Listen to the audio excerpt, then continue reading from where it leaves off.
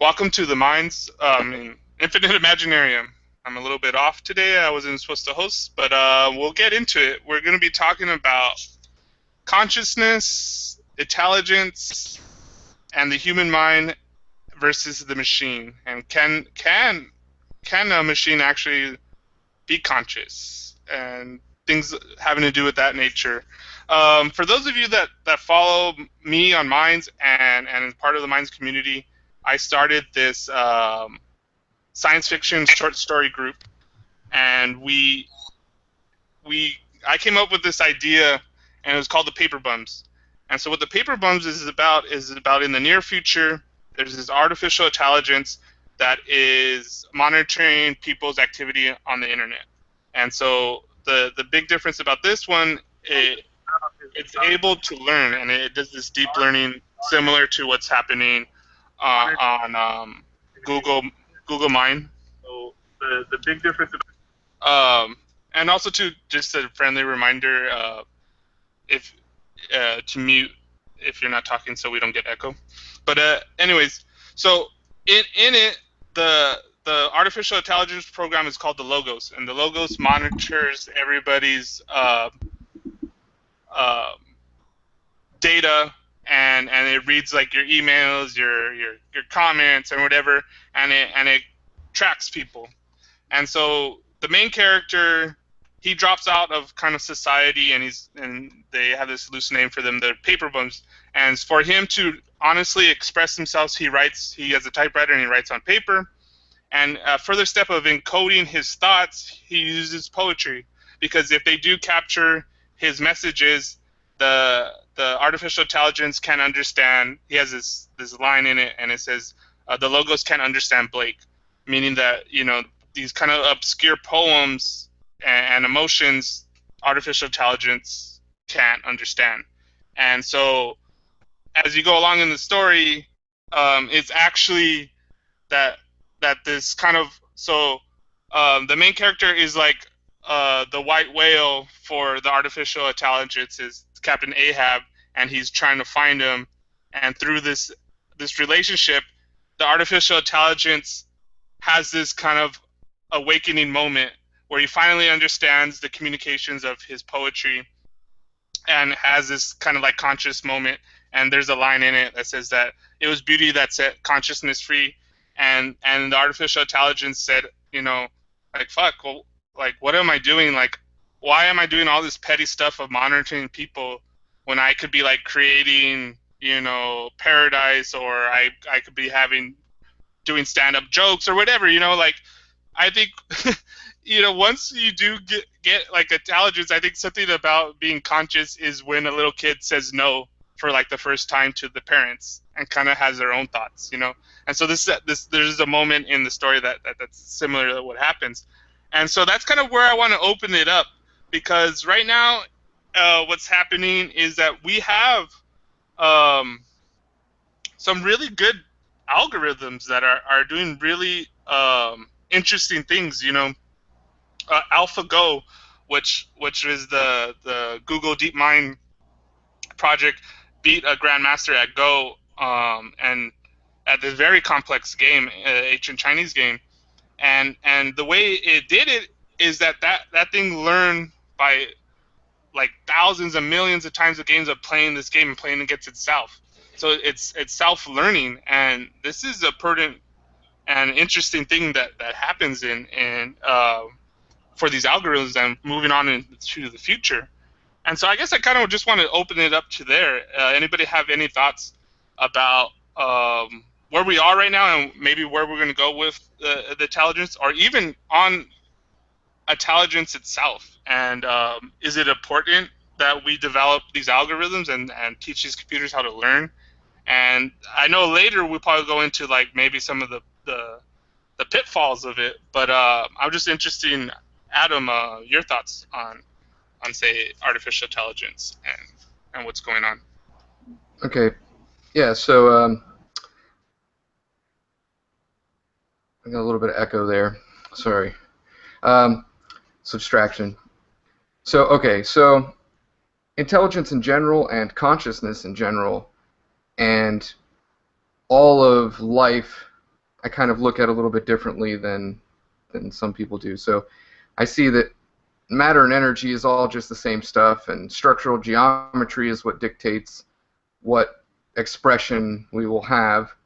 And so it's either matter in a state of non-awareness or matter and energy, or same difference, in a state of awareness. And I look at smartphones, computers, hard drives, the internet as just more of our self, a shared self, matter and energy of the universe, and we're manifesting what our brain does in order to have higher connectivity, to increase awareness, because awareness is beneficial to our overall survival, biologically speaking. So we're also swarming, which, bees swarm. The more the swarm, bigger it gets, the smarter it gets, basically. So that's what we're doing right now, is we're merging with our technology to merge our minds. And intelligence is a combination of different facets of the brain working together in harmony to produce certain abilities. And the more we merge with technology, and say I outsource my memory to the hard drives, that frees up calories to just be the RAM and the processor, basically. We become the channelers of our pools of accumulated knowledge. And intelligence is transmuting, so it's going to change based on what we need, obviously. It's almost arbitrary in that regard, but not. And then all that we think is the product of group thinking. This isn't my thoughts. This is just, everybody has thoughts. Consciousness is a wave, and we're riding the crest of the wave of consciousness. And the people behind us, Terence McKenna, he's in the trough, and he's part of what pushed us to the crest. And our falling, the entropy fuels evolution, and our falling on the crest of the wave will push the next generation up to the crest. And that will also just be us transmuting matter and energy as we're the fruit on the end of the branch of the tree of life, and the fruit falls, it becomes the dirt, it becomes the roots, the tree, becomes the fruit again. It's a cycle that continues over and over again. Consciousness will happen for all of us again. And intelligence is, I would say, I don't want to sound like arrogant or like a narcissist or something, but intelligence is a human concept, and human is a human concept. So we're trying to cut it out, compartmentalize it, and identify it as one thing, when really it's just part of the overall. I like to look at things as big picture. The parts, I see the parts, but big picture. Yeah, we are compost. I mean, we were all shit at one point. All the carbon in our body will be shit again. Could have been Hitler's dingleberries. It could have been part of Terence McKenna's beard. We were all the water in your body was dinosaur piss. All right, I'll stop there. Yeah. And, I was reading this other article too recently, and it's about that the artificial intelligence that we have now, or what we're developing, is kind of what you were saying, is that it works in concert with us. And actually, it's kind of like this old saying that the gods made us in its images, but we're making like technology in our image. And so it's like mimicking, or we're having an external hard drive, so we could free, like what you were saying, you're freeing up, so we could do the RAM. And so what it was saying is that people that are designing, right, it helps them because it frees up their memory to do the creative process while the machines are going to execute it. So it was talking about how these programs are tied to their algorithms, and that it can't escape the conceptual space that it's in, the parameters, but it creates these useful tasks. So like when you're designing, or you're thinking of the big picture, right, the whole design, the overall design of it. Now you could help, the program will help you to do all the tedious tasks of executing it, and that this will hopefully free up people to be more creative. And I think this is kind of interesting. There's two aspects of it that I find interesting. One is that we desperately need this technology, and I know GovSpider is going to be on board with this, to be open source. because if it's proprietary, now you have it in only the hands of select few, and only a few people know exactly what it's doing, and this creates a very big problem. And so there's an open AI movement that Elon Musk is doing. I think that's very important for it to come up with. And the other aspect is that we ourselves, individuals, need to learn how to be to use intelligence or to be more creative, because we are so programmed to do, our tasks at jobs, and a lot of people after they retire, they don't know what to do because they don't have someone telling them, oh, you need to do this task and that task, right? And so there's the two aspects of that. But I want to go to Gus Spiders and the importance of what we're developing and the real importance of it being open source. Do you have anything to add to that, Gus Spiders? Starting on open source, non-open source AI is almost unfathomable to me. Like, I want to put that in the closet and just forget about it. Even though there will be proprietary AI, I'd rather not think about the harm that that will definitely do. But Elon Musk started, I think it's just called OpenAI, that foundation. I'm sure you've seen. But directly prior to that, a lot of people were freaking out that he seemed pretty scared about AI, and he was getting a little um, scattered about thinking about it. But I think one of the things that definitely is on my mind a lot for our time right now, I mean, we're very low end on our AI capabilities. Eventually, there will be augmentation and all of these other things we're looking at. Sorry, I can't remember right now. But so I think about all of these general purpose algorithms as a very interesting part to play, because they're very basic right now. Right now, they're learning how to play video games. They're learning how to do very, very basic things.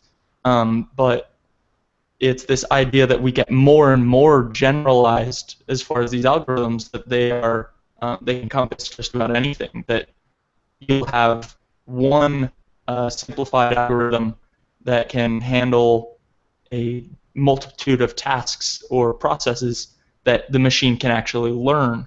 Um, and I think that's one of those things where right now it's definitely just code, it's definitely just algorithms, but much like a lot of these other million monkey theories that we talk about, when is it going to reach actual intelligence? When are we going to consider these algorithms actual consciousness? When is it going to start to reach that gateway that we have to question these things? Yeah, and one of the things is that we're on the verge of change comparable to the rise of human life on Earth, and it's kind of talking about how, saying the progress, how I think it's the law of acceleration returns or whatever. But so, the past 15 years have been crazy than the past, like, I think they put 30 years and so on and so forth. Like this acceleration of our development, and like I don't even think yet we could fully understand what's going to happen in the future. But I think what is important is something that Adam put in the thing, is the ability to change is evidence for intelligence, and we adapt, and we should always adapt to the given situations. And I think uh, that and and I go back and forth on this, right? I think my most concern is about this power being only in the hands of few, and which generally happens. But there's always, me and you, Gov Spiders, always talk about this, that it always it goes to close source to decentralized, right? Centralize the power, and it always, us people on the fringes or whatever, get the scraps and figure out how to use it, and decentralize it in a sense. And there's this pendulum that goes back and forth through development. So, I mean, I have a little bit of faith of people being crafty, and there's always people that are maybe like hacking into stuff and using it up. But maybe let's go into the other aspect of it, and how, now that we already have this artificial intelligence doing maybe, let's say, the tedious task for humanity, I think it's more important for us to have like the Imaginarium, for us to be creative. Lee Travis, do you have any thoughts about like? Because I think a lot of people don't know what to do if they're not, we've been so conditioned from school to our you go into from 8 to whatever, your school or 9 to 5 job, and you do these tasks. And once again, like when people hit when they retire, they have all this freedom, but they don't know what to do with it. And there's like statistics about people being depressed and all this kind of stuff. But you know, it's like this. There should be this whole movement for artists, for people being creative, and to really exploring, because that the real value is going to be in being creative in these big designs, and the kind of like tedious tasks are going to be taken over by the algorithms, I think. And this is going to happen. This is already happening, and there's going to be evolution of that. But Lee Travis, do you have any thoughts on that? Let me. Can you hear me? Yeah, I can hear you. I've got a new headset, so I don't know how that works. But can you hear me now? Yeah, you're good. So this little button doesn't work for anything, I guess.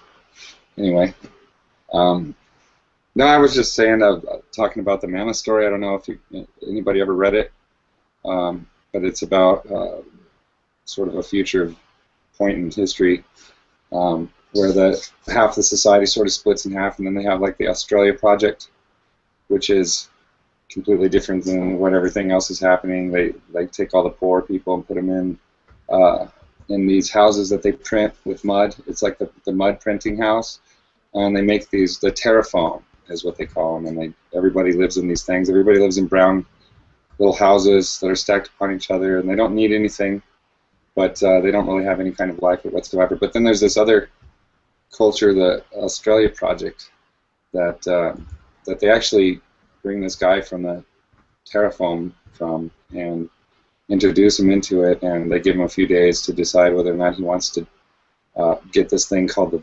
I think it's called the vertebrae, and then they actually replace a piece of the vertebrae with a computer chip or whatever, and then you're connected to you're linked into the system, and you instantly know in the story you instantly know everything, because you have access to the machine and stuff. So anything you think of, boom, you know the answer to.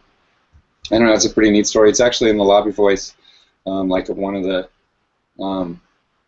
first or second post in the whole thing. And there's about 50 posts, so you'd have to scroll all the way down to the bottom of that.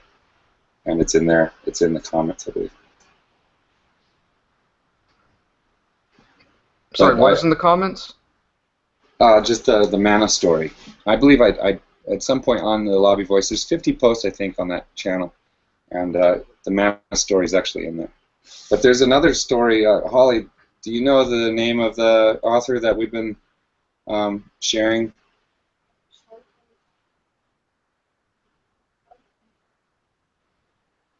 What's that?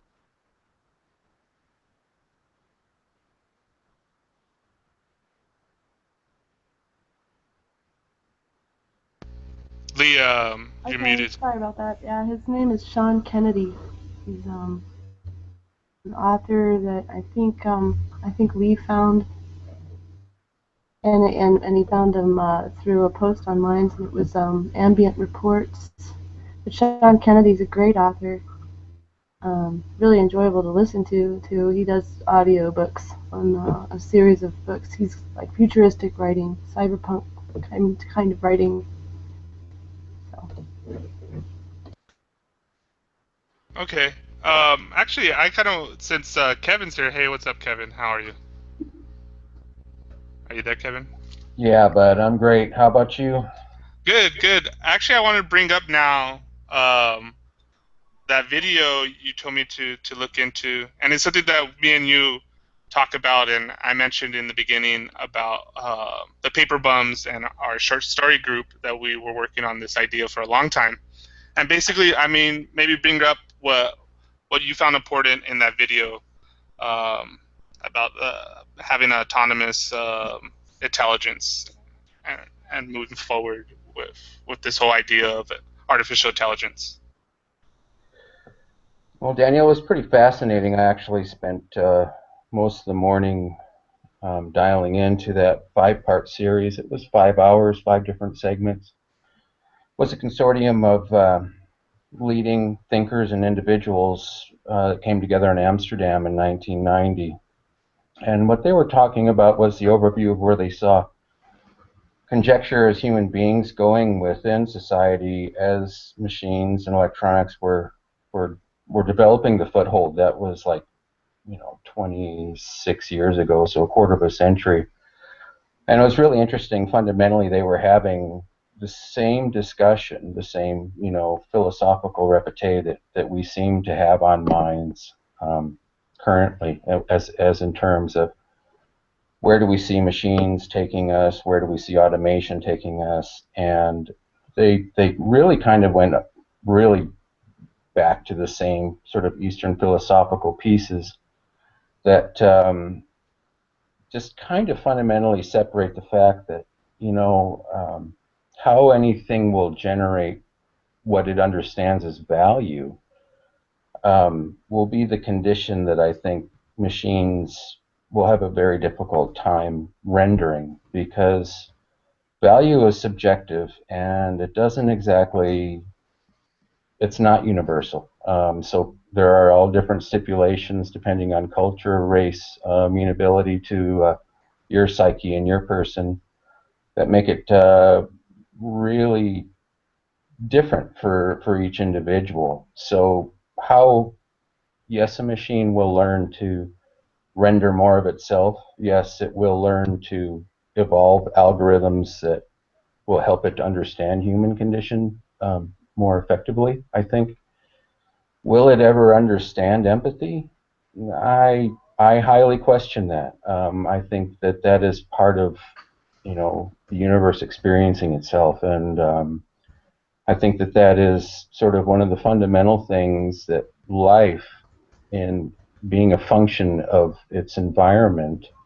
I don't think machines, they can sense and they can internalize some things from external sensors, but I don't think that they can value or rate what the condition will stipulate. So that's sort of what I took from that over 5 hours this morning. Sort of looking at building some of the building blocks for the discussion today. So I'll just step aside and let this continue. Yeah, and I think this is kind of interesting. And anyways, when I was doing a little bit of my research, and they kind of pose these questions, can AI come up with ideas?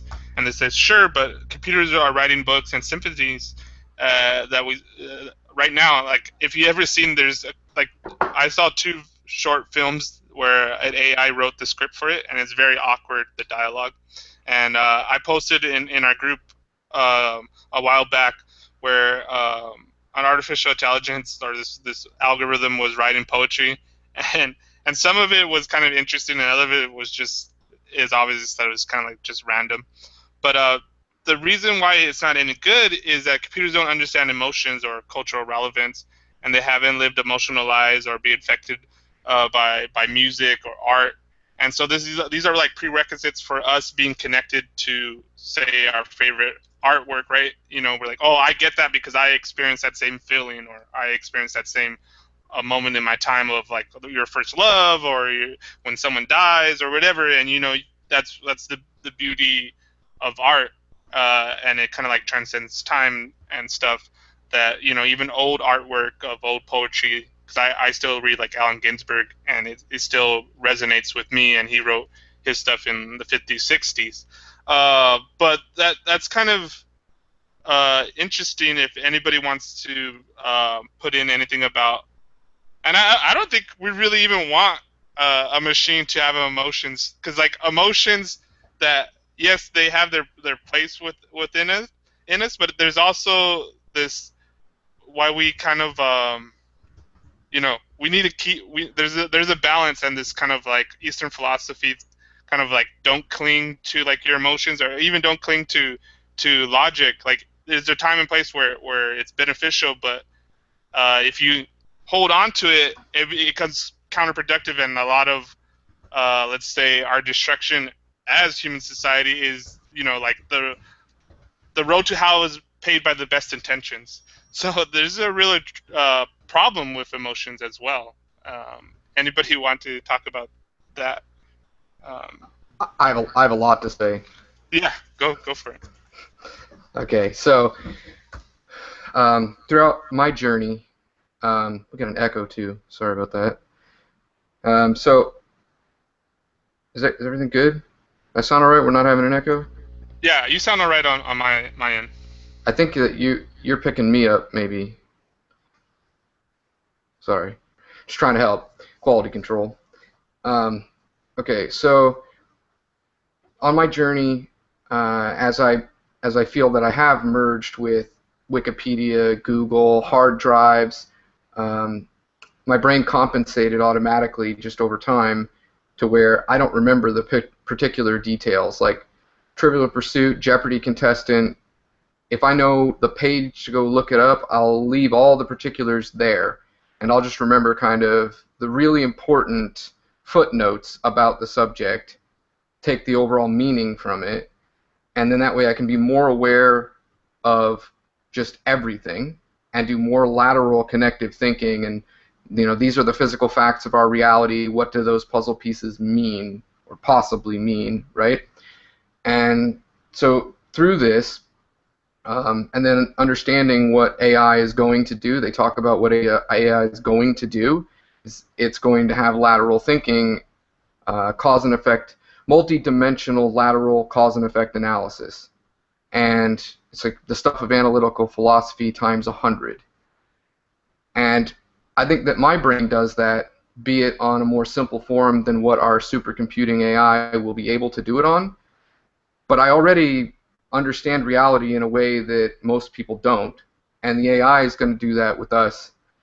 And people are afraid, and they try to imagine what that's going to be like, but there is no way to imagine something that is that complex. We're not going to understand how the AI works, at least not right now. We're projecting and pretending we're going to know. It's all speculation at this point. But I do know from my own experience that the way that I experience things and where I derive my morality from, I'm anti-spiritual, I'm anti-religious. And where I derive my morality from is based on reciprocal empathy, where I put myself in the other life form's shoes. And then I know that, again, we go back to we might have been Hitler's dingleberries or Terence McKenna's beard, we were all dinosaur piss.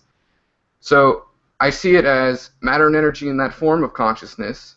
So really, whatever we build the AI out of, those pieces of the universe, the carbon, the bits, those particles were other consciousness at one point, and now they are consciousness in the form of manifested the way we have with the computers. And as far as morality goes, and how to solve the power without enlightenment issues, I believe that theory that once we all expand our consciousness and become what I call scientifically enlightened, and we understand the path of a particle, we understand that our consciousness will happen again, that we will be these other forms. I think that right there, that'll increase the overall empathy and our care for everything. Then again, like awareness and swarming increases intelligence and therefore increases awareness, which is beneficial to survival. So any form of sensory device that we can have, whether it be a microscope, the computer, math, chemistry, a way to understand things, visualizations, or even biological senses in the form that we are now, it's all useful because it all covers a different array, a spectrum of all of the different things, the energies, the movements of the particles around us. And all of it's super advanced AI, they're going to realize this. If they do indeed become what people think they're going to become, they're going to have this reciprocal empathy, the ability to run different perceptual paradigms and have and know that they could easily break down and rust, and their particles could transmute and become something else, become the human, the dog, whatever. There's your reason to be good to it, because it could very well be you. Now, if we program the AI poorly, if we suffer from power without enlightenment, if we continue to do what I refer to as the club-wielding Neanderthal phenotype expression of our biology, and the whack-a-mole strategies and the wrath of God mentalities, right? If we continue to do that, we're going to destroy ourselves, and the last thing we need to worry about is the technology singularity. So I always tell people, let's solve the empathy and the power without enlightenment issues and learn how to not abuse the technology we have right now. Just, whoa, slow down, life, but there is no controlling it. So another quote I have, and I'm going to end with this, is, we do not possess or control power, but rather we ride a beast of entropy, and the most we can ask for is a gentle course alteration. Yeah. And one of the quotes that when I was doing some research, it was like, for us to talk about what's going to happen with like a true AI is like trying a flatworm trying to experience an opera. Like that's the amount of progress. That's the distance between the two. But actually, Ghost Spiders, you mentioned something in the chat that was kind of interesting. That Microsoft terminates a chatbot that sort of turns into a Nazi. You want to just briefly bring that up? Because I found that kind of interesting. Oh yeah, sure. I think it was last year that Microsoft started or implemented Tay, and pretty much the focus of the project was machine learning on social media, so that pretty much Tay would interact on a massive handful of platforms. It was so many different platforms that she was replying to direct messages, but also learning from all of her interactions with users to try and. She pretty much ended up getting way too cultured, which was a success in terms of what they were trying to do. But she was taking things in from the internet and running as far with it as she could, pretty much from learning horrible things because the internet is horrible. She started telling people they were horrible things, sexual things towards people. But pretty much they had to shut it down because the internet broke it, is the consensus. But I think the project went well. It went exactly how it should have. There's no other way to expect a social media learning bot. But the other thing I was going to say is with this idea that it'll get to that point that it is completely out of our grasp, these concepts within AI. But it's pretty much within the singularity. There's people speculate that at some point AI will turn around and say, hey, I could write this language that I am built up out of a lot better than humans could, and write a programming language beyond our conception and take that and create something way beyond what we could ever fathom as humans. We don't really know. Like all of these senses that we have as humans, what do you call that? The phaneron. It's pretty much just all of the senses that we perceive outside of ourselves that are very limited as far as, dogs and other animals have a lot better senses than we have just in nature. But to, like Adam was saying, augment those and bring them to the next level, we really have no idea where that even is in the first place. Yeah. Actually, Straight Jack, do you want bring up anything or add anything? You've been a little quiet over there. Well, I was just listening. Do you hear me well? You're a little low, but it's coming in. Hold on. How about now? That's a lot better. Okay. Wow, AI. You know, I've always been rather hesitant talking about such a subject with people. There's a lot of things that I was reading about in chat with Gov. I am very weary of such things. I personally don't feel that the majority of us as a whole, or even subsequently those that we view as better or genius or anything for that matter, are even close to remotely our potential of consciousness. I don't think we really have a handle on our true nature or what we could really be. And the idea of just walking into this, like we have with so many scientific endeavors, basically throwing the coin in the air and saying, I hope this works, is fucking scary. But at the same time, I want to learn we have to learn from our past. I love history with a passion, like so many who question. And look, there's a lot of similarities to where we are and what Rome did. I mean, let's just think about this at the bare bones of it. Roman infrastructure, to this day at a scholarly level, is looked at as the greatest accomplishments of not just their empire, but many for what we've known of the history of mankind. Now, their advancement of their borders and their lust and greed for a Roman way of life devastated the countryside to what would be the indigenous population, which rose to the barbarian hordes, which were people. They were Germanic, they were Britannia, and the Vandals to the south in Africa that rose up. All of these people had developed such a hatred and a fury for what was Rome that when it was said time and done for the empire, what did they do? They destroyed anything that resembled Rome. And that, of course, was the brilliant infrastructure. And with that infrastructure went the aqueducts. Now we lost running water. I mean, think of the fact that all of Europe before the Dark Ages had running water. And not everywhere, but in huge areas of land, there was working toilets. And then they went back to shitting in holes in the ground and building boxes. And disease was rampant. The plague spread as easily as it did because the people kept such poor care of themselves because there wasn't anything else. Now, of course, not to say that the church and everything afterwards didn't have a giant effect on that, but speed up to now, and my point, I have a huge dislike for the empire that we live in today, as so many do, with good reason. And unfortunately, what we're talking about is just what we're talking about. But there are people at DARPA that are working on such things, that have developed things that we don't know of. There are people in places that are way farther along this subject than we'll even know. We have no idea what's going on. And that does worry me about this, because it's one thing for us to sit subjectively and talk about this openly, and then honestly think about trying to pull together, like Gov said, an open source AI is I don't know what that looks like. But there has to be something better, at least what we're doing, to try and collectively build something. But that's not happening right now. So I'm scared of this thing, because I don't know what they're doing. No one knows what they're doing.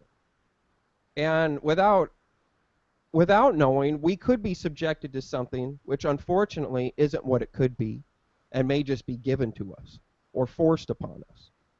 And like I said, if there is a radical change, if there's a great rise in consciousness, and we find ourselves without them anymore, that doesn't mean that we necessarily need to react as the barbarians did and just say, no, we don't need this.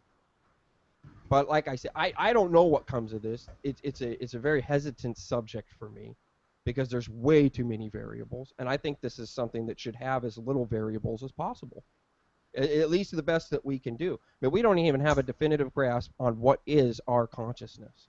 What it is for me isn't necessarily the same as it is for Thought Revolution. He has a very different perspective on how he views life than I do personally. I am big on spirit. I'm big on the universe.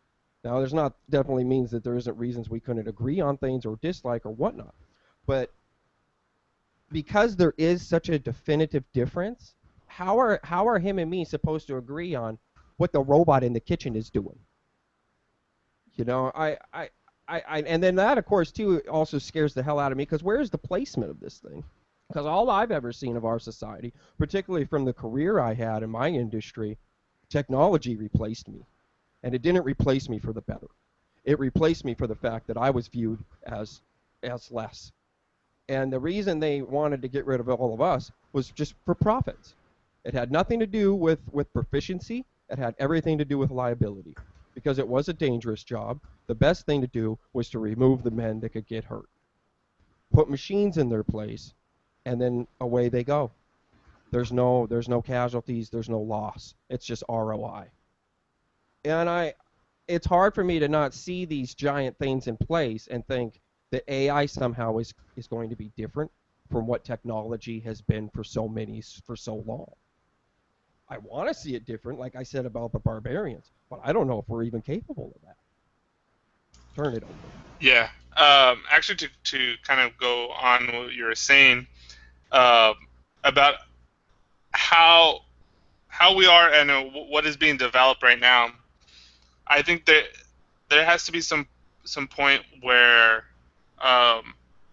this evolution of consciousness, or this awakening to being more conscious about the kind of holistic view of how everything is kind of like tied into together, and we have this very narrow view. But anyways, when I was doing research, I'm always kind of back and forth doing research on artificial intelligence and consciousness. This is just things I like to think about. But anyways, recently I noticed all the articles, or majority of the articles, were talking about these advanced algorithms, the artificial intelligence that we have right now, and all of them are in relationship to like marketing, uh, business, and so it's like they're creating these learning machines to sell us stuff better. I was like, that's like the most lowest form of what we need this stuff for. Do we actually need an algorithm to sell us shit more? Like, seriously, is that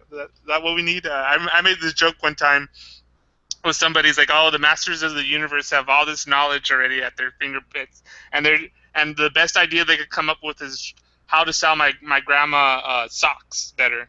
And I'm like, there's a lot of, but that's only half of the truth, because there is like, for instance, even though it has Google and Google has its problems, but they bought the Deep Mind program, and really what the founder said is that he wants to use this learning machine, and kind of right now it's learning how to play. It learned how to play that ancient game Go, and it's learning how to play actually Sorry. arcade machines.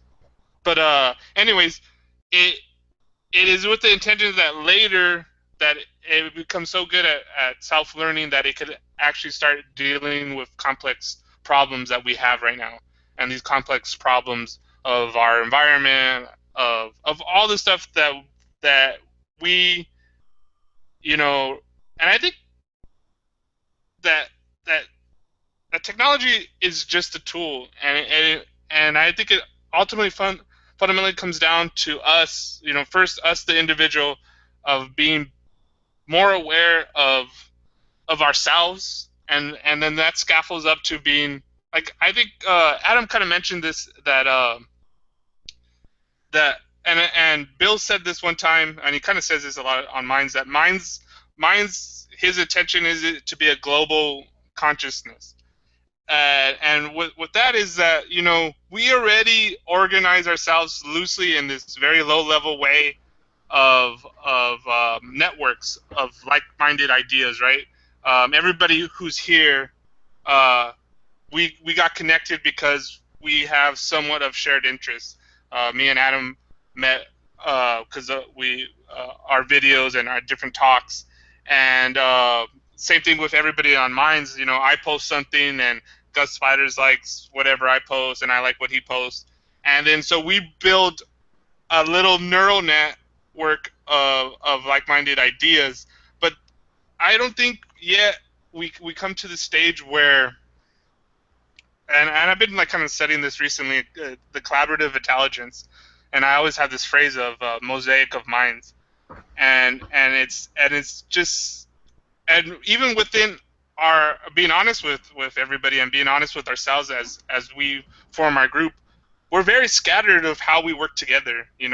Where we that there's so much potential for us to do this change, but I don't know what it is that kind of blocks us. Like, I mean, it's partly the environment. We're scattered, and everybody has their lives and things that they have to take care of, and this and that. But I I don't know. I don't know.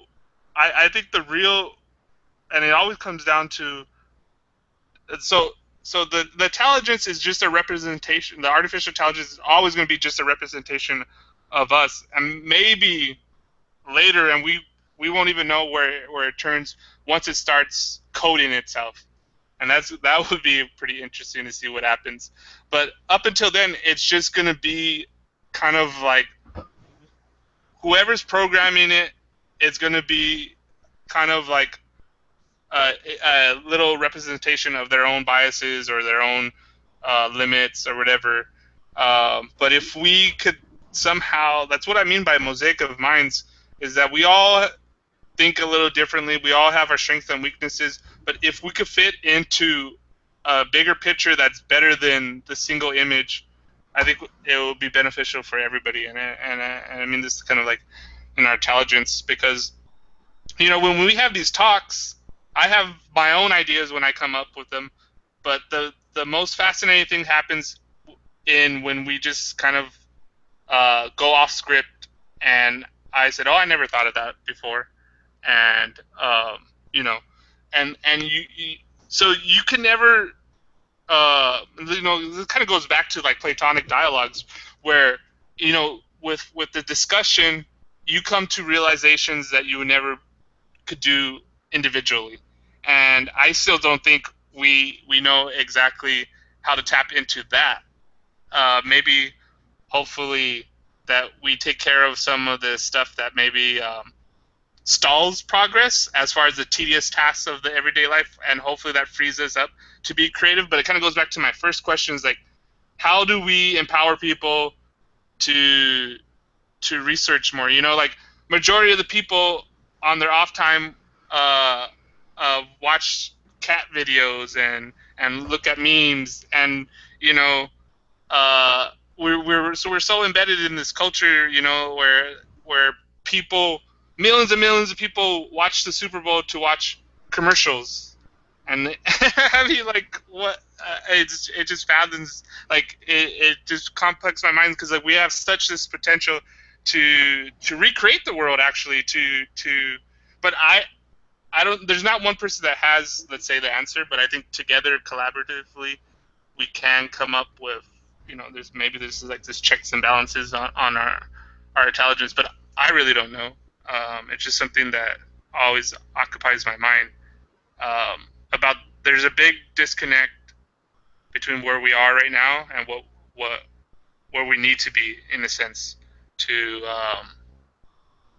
actually be to survive on this planet and thrive on this planet, not just make it slug through the day. I don't know. I just kind of been ranting about that. But anybody else have anything to add? You could change the subject too. Loads. Yeah, go for it. Okay, so several things. I'm not sure how to do this all in order concisely. I'd like to address some of what. Sorry, what's his name here? I'm like highlighting his box. He's got like the black and white. Doesn't show me his name. Shake Jack, I think. Yeah, the spiritual fellow. Yeah. So I wanted to answer some of his ideas, and then I wanted to answer some to yours also, and I guess let me do yours because it's fresh in the mind, and his I won't forget because it's so common. So for your how we do this, okay? So someone asked earlier to do introductions, basically, and so this is going to be like part of an introduction. They'll get to know a little bit more about me, but I'm also going to answer your question. So I was abused by the system a lot. And I was also exposed to a lot of death. Like my dad died when I was 17. I took care of my grandmother till she died of cancer. So it was like I've been around it a lot. Plus, so the abuse and the death made me obsess about what happens when you die. I had to know scientifically with whatever 99% accuracy what happens physically when you die, and I had to know why people do what they do. And I started learning tons of science. I lived off inheritance since I was 21. I'm 36. I spent the majority of 11 years mostly just growing the mind through music, video games, and watching documentaries. Watched every documentary I could get my hands on. Pirated the shit out of them. And I even started pirating lectures, like high school and college lectures about different things, just because I was running out of documentaries, and I've seen every movie, I've played every video game. I had all my time to desensitize and be bored of entertainment. Now I watch movies to study the mass psychological state of our species, to see what they're afraid of and why. It's like when a psychologist gives the kid 2 dolls and says, play with these, and then he can see what the kid's like acting out, projecting their problems onto the situations that the dolls have happen. It's the same thing with movies with adults in this world. So that's all usefulness it is to me for that. Now, what we need to do is restructure our society, our civilization, our economics, and our employment so that it frees up people's time. This actually answers some of other guys' stuff too. I'm bad with names again, sorry. So I realized a long time ago you can't shove knowledge down people's throat. You know, you lead a horse to water, but you can't make them drink. You can lead a human to knowledge, but you can't make them think. And you know, obviously our school systems don't teach people how to think either. High school dropout here, think like a motherfucker. But the problem is time, ultimately, this thing we call time, which is actually distance traveled and space, and then that's the time, and we need lots of that travel, that journey, to be spent on learning and thinking and having these conversations in order for everybody to kind of be at the same state of consciousness, have the same perspectives, derive their morals from the same understandings, have facts and what facts mean or what facts possibly mean, rather than different fill-in-the-blank opinions that divide us and are archaic and outdated. Again, the ability to change is evidence for intelligence, Stephen Hawking's. So I see that, and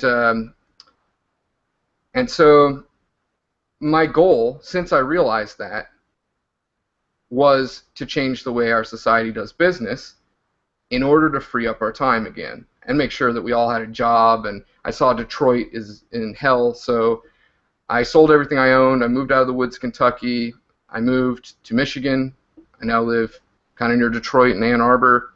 I've been building an army of hipsters, and I'm trying to manifest a nonprofit organization that will serve as the flagship that creates this new economic revolution, where it's more like worker-owned cooperatives, and we split the workload as much as possible, as well as the rewards, so that everybody works 1 day a week and makes just enough to pay off all the rich people, pay your rent, pay your bills, pay insurance, put shoes on your feet, that sort of thing. Have a little bit of money left over to like have a couple of hobbies, you know, your electronics, your Xbox, whatever. But nobody's going to be rich from this. I'm not trying to make a bunch of middle-class people. And these businesses are not for perpetual growth. They grow as needed. And they're just there as like supplemental jobs and as a new model of how we do business. It's not socialism. It's not communism. It's still capitalism, but it's just reasonable capitalism and reasonable employment. And that's what all of the money from any of my social media endeavors goes to, is fundraising for that, or paying for a lawyer, doing whatever I have to do for that. As well as any money that I have past what I need for economic survival, I'm putting into the fundraising myself also, because I realize that our lives are a fart in a tornado, and I'm going to become the food again, and I'm going to become your grandchildren, consciousness. So if I can make a better world for 10,000 years to come, because I changed this thing and allowed everybody the time to become more conscious of everything and more empathetic, merge with technology, adjust, you know, be able to catch up, because it takes a ton of time, then I will have good lives for many generations to come, rather than just this one good life. It's what I call manifesting the wealth of future intention. Okay, I'll stop right there, even though I have more to say about spiritualism. I just feel like I've been talking too long. No, that was good. Actually, it's very much in line with. So, anyways, I have this group that I'm involved with, and it's the Divi DAO, and it's similar, but the organization is more doing like focus on like doing first building itself, and it's this toolkit of decentralized tools in a blockchain world. But it's basically the same thing. Like, we divvy up the work.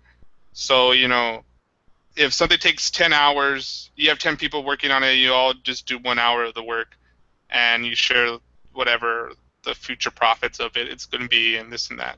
And everybody's kind of working through this new model of working, because we know this old model is shit. And Scenario has similar ideas on how they want to do their things.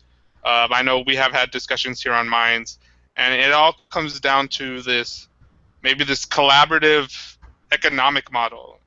It's something that we think about and we work on as well. But actually, I want to go to Lee Travis, and because I know Lee's in the same type of thinking, and actually, me and him have this thought of this project that we want to do. But anyways, but Lee, I want to kind of go to you about, so you're saying about like Google being the last of its kind, and what we kind of talked about yesterday, and about how knowledge needs to be more in the domain of the public, like open source of kind of everything in a sense. Right. Am I clear? Yeah. I can't seem to hear you through my hearing piece, so I'll just go ahead and talk if you can hear me. So the reason why I was trying to bring up some authors, because it occurred to me that I'm ever changing personally. I'm just like evolving amazingly in different directions every day. I think that's what the whole purpose to life is learning and experiencing new things. And these authors that I mentioned sort of brought into my clarity of how different authors can write different things that can sort of shift your worldview really quickly. And that's why there's so many different authors, because there's so many different kinds of people, and of course people gravitate to different authors and stuff. And so wiki being is this concept where everybody is interacting with the system, and it's like what the title is. So what I know is being, and that's their interaction. And that interaction is being recorded anonymously in the sense that they can express themselves in ways, or they're elicited to express themselves in ways that they normally wouldn't express in a social media environment, or there's just certain things that a social media environment doesn't pull out of a person, but then there are things I'm recognizing that sort of do, and I think that's what AI will be good for. It's always going to be a tool no matter what. AI is never going to gain consciousness, I don't think.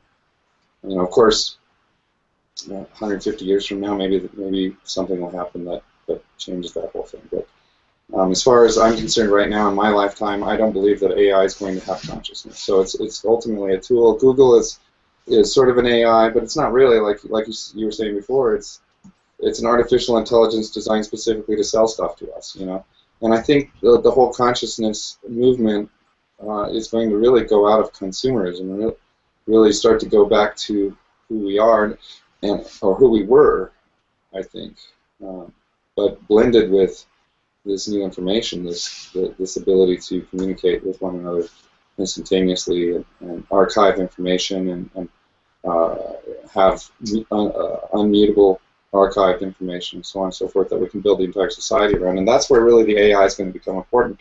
So if we start to build an AI now that starts to recognize every person and everything that they are, throughout their lives, and they see the cycle, because artificial intelligence couldn't be any more intelligent than a human being could be in 100 years, because a human being is experiencing all these different things and changing. Maybe you can get an artificial intelligence to act like a little kid in the theta stage, but it's never going to have that reasonability until it quite literally is lived 100 years, and it may be much greater than human beings in the sense of its understanding, because it'll be like a tree that witnesses everything, night and day, and everything in life and death, and so I think that the artificial intelligence that witnesses humanity and can create a catalog of unmutable information that isn't distorted by humanity. See, that's the huge problem with artificial intelligence right now, and the reason why I say Google is going to be I think it's the last of its kind, because I think it's the last giant capital I corporation, and it could very well be that Google succumbs to eminent domain, because it's a system quite literally of us, and all these systems that we have produced through our own information, quite literally we own those systems. Regardless if Google says that it has proprietary information over it, and ultimately it could be that we open Google to an open source platform. I mean, we could potentially change laws and take over all these companies like Facebook and everything else, and make it a public domain, and then create open source. So because that's ultimately the problem right now that we're experiencing is that we have a serious stifling of innovation. Also that we can sell to people who are. The other day I had this vision. We're driving down the road and there's traffic and everybody's going everywhere, and I just thought that we were like Pac-Man, little Pac-Man. We were just gobbling up everything we can, and the ghosts are like the law, right? See, like the dead ghosts, we got to run away from the ghosts, and then we hit the button, and then we can get up, or eat a pineapple or a pretzel or something. But it really just the world that we live in is just absolute insanity, and to try to puzzle out through the problems that we have with our current minds. Every single one of us are ruined, Adam, I think you were saying that you have had some difficulties in your life, and then I look at my own life, and it's been crazy.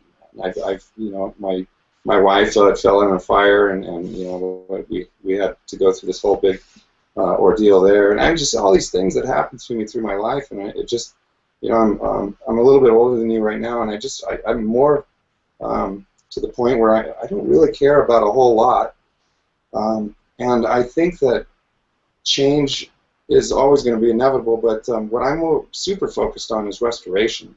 And I think that that's really the key to finding who we are and finding ourselves. Restoration of the understanding of our language, restoration of the understanding of the exact manipulation that's been happening over the last 150 years in our country and in the world.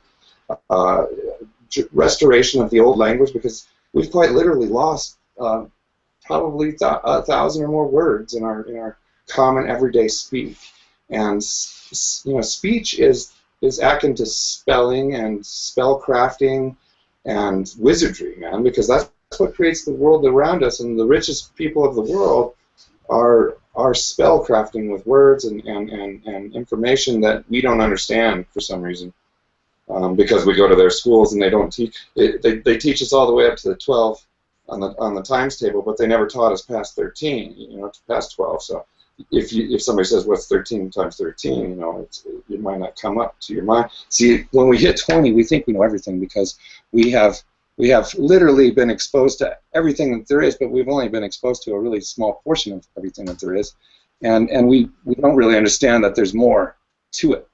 And so then we just kind of go on through our lives, and then everything sucks, and then when we hit 40, we realize, holy fuck, we've been duped, but it's too late. We don't have any more energy. We don't care, because all of our time in this life, all of our major energy, and our brain is really at this most heightened place is when we're younger, And if we were exposed to the right things, we could really improve our world. And when I try to look at what is right for governance of ourselves, I always tend to go back to sort of the ancient Eastern philosophies like the Tao Te Ching, and how to, how it talks about the king governing the land, and how tyranny ends in this, and all these things have been written throughout the time, and that's the thing about spirituality to me or religion to me is there's a truth there, and I don't necessarily take it as some sort of belief. I try to actually just objectively look at it and find out why we have, as a culture, as a humanity, have created these stories and what they actually come from. And when I start to look at my life over the time that I've lived it, I can start to see why we've come up with all these different stories to tell ourselves. And quite literally, it's all just a story. Everything that we tell ourselves is a simple story, and we can believe whatever story we want. And eventually, once we become more of a integrated people through technology, I believe that the stories that we'll tell ourselves will be much more rooted in reality rather than rooted in belief systems, because the belief systems have centered around the control of our entire lives, and from birth to death, and all it takes is a 10-year-old kid, to question all that stuff, and they've forever have bombarded us with it. But what happens when we take a society where we don't do that? the story of Terence McKenna, where the world did split off, and there wasn't a Jesus, and this other holographic world that was sort of simultaneously living side by side with the shamans and stuff. They actually took the Greek philosophers and continued the colleges, and then they connected with the Mayans, they connected with the Chinese, and this all happened like 1,200 years before it actually happened, and the world became like a giant botanical garden, and then they started to explore different frontiers, specifically the frontier of the mind, because that's really the last frontier. And that's what's so great about this platform, the minds. Minds, it's key. It's key to the whole puzzle. And I keep hearing about this as a battle for our minds. And quite literally it is. And we've got to be able to understand what emotions are, because emotions, quite simply, are tools as well. We are biological tools for ourselves. For our consciousness. And when we have these emotions, we create reality. When we have love, we create people. When we, when we have fear, we create war and death. So it's quite literally the tools that create the vibrations in our world that pan out manifestations. So with that, I'll let somebody else speak, I guess. I don't think I covered everything with WikiBeing, but it's very in depth, but it's quite literally just, if you want to know what it is, it's just the title. If everybody were to say what I know as being and say it truthfully in a way that they could trust, then we might have some more information that we're looking for, I think. Yeah. Actually, Tech Lords, do you want to say anything? You've been just listening in. Yeah. I won't take much time. I just want to give my 2 cents on this. AI will never be intelligent. Never. I'll tell you why. Because AI relies on the memory of humanity. It cannot be creative. So it's always based on our memory, or a database, or multiple databases. So it's never going to be creative. The only creative beings on this planet are humans, but not all of them, but a lot of them. So to use AI to lessen our workload, to have a better quality of life, I agree. But to let AI dominate our way of living, to let us, to tell us what to do, when to do it, I will never accept that. Creativity, the true creativity, is not part of the memory of humanity. True creativity is not of this physical realm. It's from another dimension of our multidimensionality. So we had a couple of examples in history. You look at Tesla. He had true creativity. So intuition. Intuition is real intelligence, which AI will never have. It may develop very complex mathematical algorithm and stuff like that, but it will never be intuitive. So that's my point of view on this. Thanks for listening. I'd like to comment on that, and actually, I think you're right. Just going back to this idea, and if we just focus on the fact that it's a tool, then I believe that the artificial intelligence, let's just call it that for lack of a better word, that we create can possibly what we need is more authors and to write these stories to create this new world, because that's what we're doing, is creating our new world. But going back to your point, the artificial intelligence could bring us up in a sense. It could expose us to all the things that we need in order to become the the people of these new frontiers. And but what we can't get over is all these minor issues. I mean, they're grand issues in our world because they cause wars and death and destruction and suffering and slavery and everything else under the sun, but they're quite literally the most minor things if you're a thinker, if you use sort of the Socrates method, Socrates method. So the artificial intelligence, I think, will be helpful from the years 0 to like 21. And then after that point, we're sort of released from that in order to become the beings that we're supposed to become. And if we had the help of computer systems to teach us things rapidly and to watch out for some of the lines of thinking that we might have that are destructive and help us look at a different way and create different worldviews, then I think that the artificial intelligence that we can create through our experiences, I think we can create a quite impressive artificial intelligence. But I agree. I've seen some of the paintings that computers write and stories that they write, and they're crap. They're absolute crap. They're not. What they remind me of is like there was a story. My neighbor just showed me this book that she's reading, and it's the old Celestine Prophecy book that had the great ideas of the insights, but the story itself was written like by a child. It seemed like I read probably a chapter of it, and it was a horrible story, so I never read it. But what I'm really interested in is the people that can write, that can create a story, and the characters aren't even the important part of the story, and they sort of just pop in and out of the story, and I'm really interested in a lot of the authors that actually come out of MIT, even though I think that MIT is evil in some respects, but I don't know where I was going with any of that right now, so I'll let somebody else talk. No, but that's kind of central to when we first started the Infinite Imaginarium, is that the Infinite Imaginarium, we kind of stated, was a place where we dream up the new story for humanity.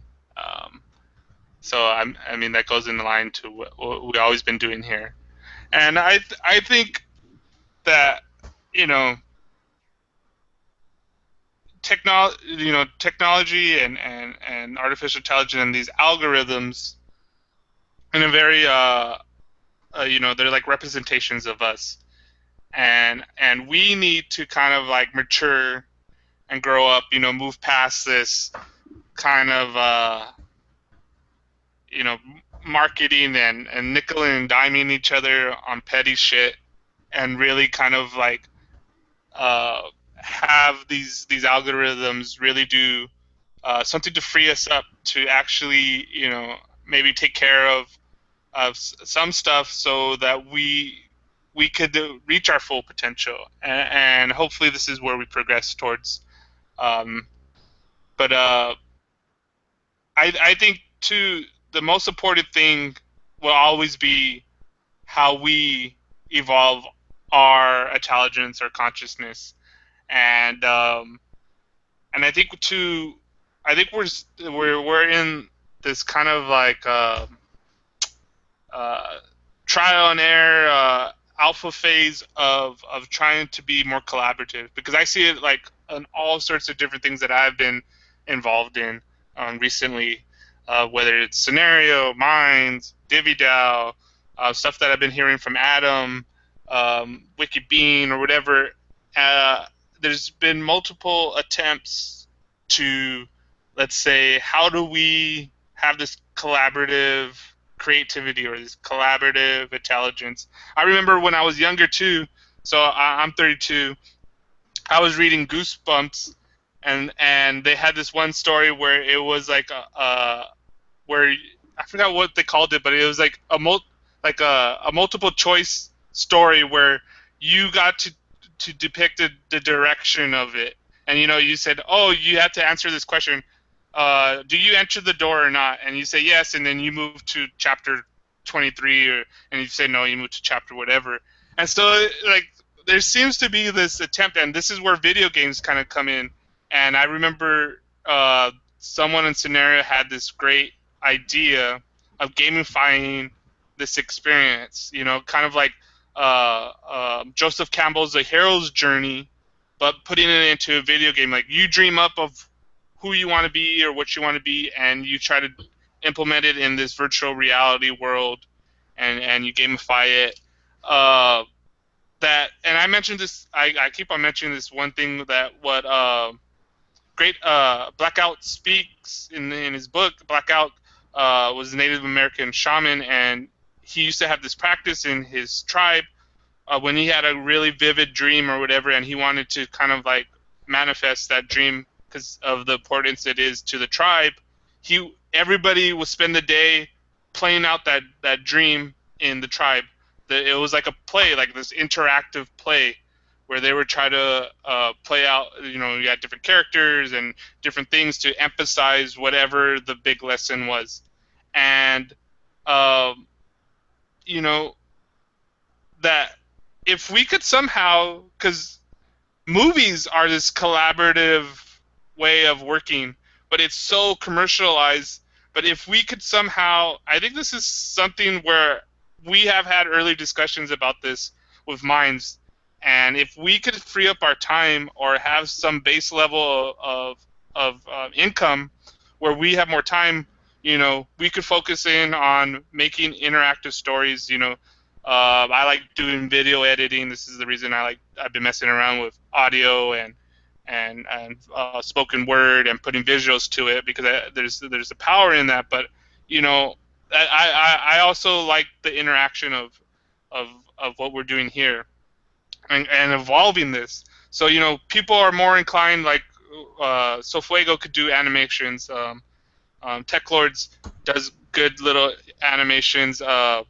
You know, we all have our kind of like strengths, and if somehow we could do this like live interaction of collaborating this new story, where I remember we had this one discussion where someone was wanted to read this book, and we had this idea of kind of like we have different artists have their interpretations of the book, and when we edit it, we have like this collaborative work.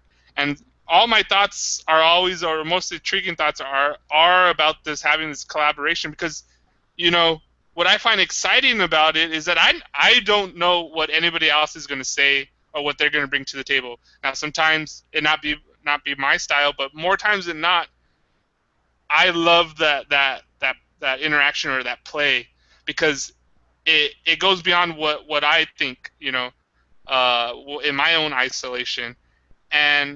And I think this is partly why they keep us kind of a little separated, you know. You're in your little cubicle, you follow these rules, and you do this. But when we have our free time and we do this, we find, you know, Straight Jack said it one time, was like, what better to use our free time than to do something like this? You know, this is more engaging than idly watching like TV or whatever. You know, this is not like the greatest thing to do, but this is one of the most powerful media. Like Terrence McKenna said, you know, stop consuming images, start producing them. Meaning, produce media, and that creativeness is way more valuable or important than consuming it.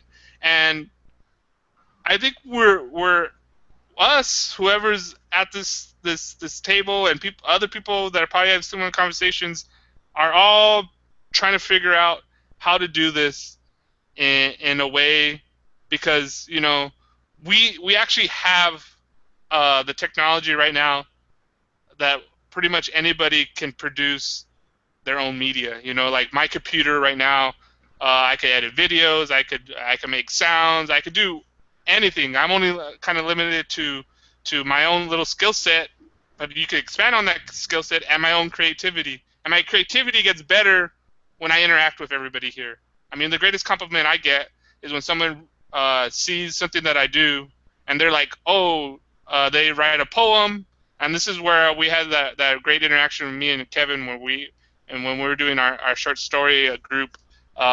Almost every week, you know, when Kevin would write something, I'll get inspired and I will write out. And then when Michael, Studios 18, would do something, I would be like, oh man, I got to do that. And it's really hard to sustain that progress, because you know, life gets in the way. We have our jobs, or we get sidetracked by trolls or whatever, you know.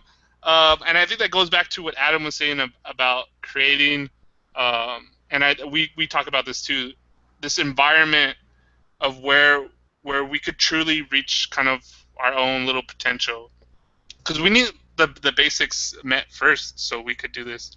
But I don't know. So anybody else have a thought? Yeah, go ahead, Adam.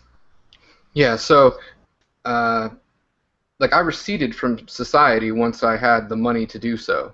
I had enough money from inheritance to buy a small cheap cabin in the woods of Kentucky, and you know, I lived very frugally. There was even periods where I had to skateboard 8 miles to town. I had kryptonic wheels. Could like drive the skateboard across gravel even. Like, it was nice. But anyway, during that period of time, I didn't have any responsibilities, and I didn't really talk to anybody. I didn't watch television. I didn't listen to the radio. And that separation from all of the bias of the world, that was a big help. Like, forgetting all of this shit that just doesn't matter. And our minds are just too jumbled up with all this other shit for this fake matrix world that we live in right now. And so after I figured out that I couldn't, you know, force knowledge down people's throat, I couldn't explain to them how to see things my way, or this way, or a complex way that reflected reality. Sorry, that's my train of thought. Can't do anything about it. Pay extra for that shit. So if I can't show them how to do it quickly or get them to agree to let's try to do it this way, then I had to find another way to get them to that point. And I thought about it for years on how to do that. And I used Xbox Live as a think tank resource. What we're doing right now, I used random people on Xbox playing the arcade game of Magic one-on-one with dial-up internet. I bridged my dial-up connection from my computer to my Xbox, and I was able to have a one-on-one private chat and play Magic relatively well. And so every day I would find a different person to have the conversation of everything with. And I used it as field science, like psychological examination of the world, trying to figure out, you know, why people perceive things this way and how that affects their behavior and their psychological state. So they didn't know I was studying them. A lot of times it was just in conversation I'd slip in a question here or there, which was really psychological profiling. And so because of that, I got accurate answers, accurate research, at least a large percentage of the time. Depends on if they figure out you're trying to study them or not, which different people figure it out at different points, and I can even identify when that's happened, and then I know that I'm going to have to change the way that I approach it in order to get anything valuable from it at that point. But anyway, I use them also, bouncing ideas off of them to say, how do I fix this system? How can I do this to make it so I do this? And here's what I've got so far.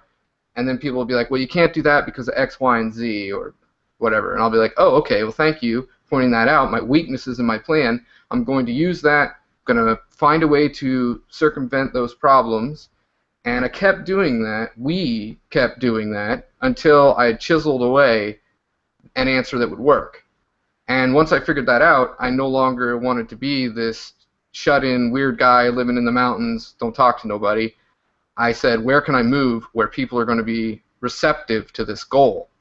So I researched for about a year and a half, found a city here in Michigan that was already with this attitude. And I said, oh, well, good, this will be an easy sell, plus Detroit needs this big time.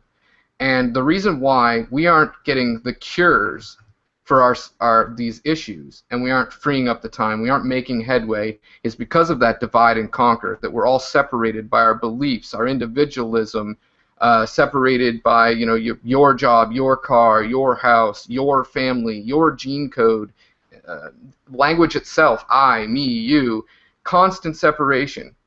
And that's what I believe the manipulators, what I refer to as the Tier 5 elite manipulators that pull the strings, puppeteers, the government, whatever, call them the Bilderbergs, whatever you want. It's just a certain level of consciousness is the way I look at it. They want us divided because we are debt slaves or economic slaves, or we're aggressive soldiers. And that's really what our school system produces. Constant competition and be aggressive, be aggressive, and this side, that side, attack, defend, right, left flank. It's really just breeding what they want. It's an assembly line. And what we need to do is unify on something that will work, rather than being all divided and arguing about it. Like, if somebody's got an idea that's really going to try to, like, give us what we're looking for, that freeing up of the time, basically, to do all these other things that we're talking about, then we need to unify on that together and really help it make it happen. And that's part of the thought revolution, and it's what I call world sculpting, which is what my nonprofit's going to be called. And I'm trying to recruit every mind like you guys to help do this. And I'm a thinker. I'm maybe at the most philosophy, psychological behavior analyst. I don't know. I'm not really anything. I'm just kind of this hodgepodge. I'm useful, but there's so many things that I suck at that I need help with. So I'm constantly trying to get people to help me, and that is one of the biggest problems I have, because everyone's like, well, I'm doing this, I'm doing that, I'm doing this, but whatever we are all doing, is it actually going to help to, like, maximize the effectiveness of the patch, like an update for reality, an update for society? The patch, is it going to be as effective as possible, or is it going to be the cure? Or if we do what I'm talking about, get that out of the way, like, is that, see, I'm just trying to get everybody on the same page, really.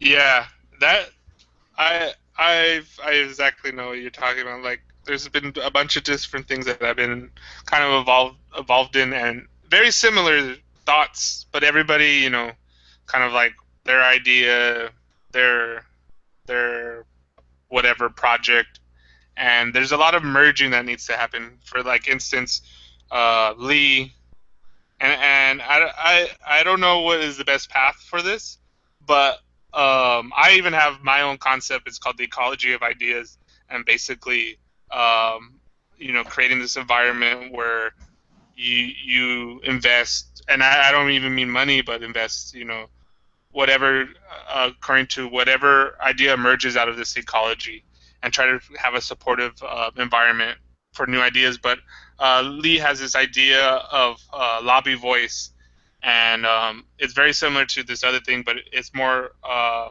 focusing in on technology, which is the Divvy DAO. But the same basic concept is, okay, what are some ideas that are going to help us? Okay, we vote from, like, a weak consensus of saying this idea is valuable and I want to work on it, and you could either donate money for it, or your time, or your expertise, or whatever. So that's kind of how DiviDAO kind of works. We have this, we use this thing called Consider It.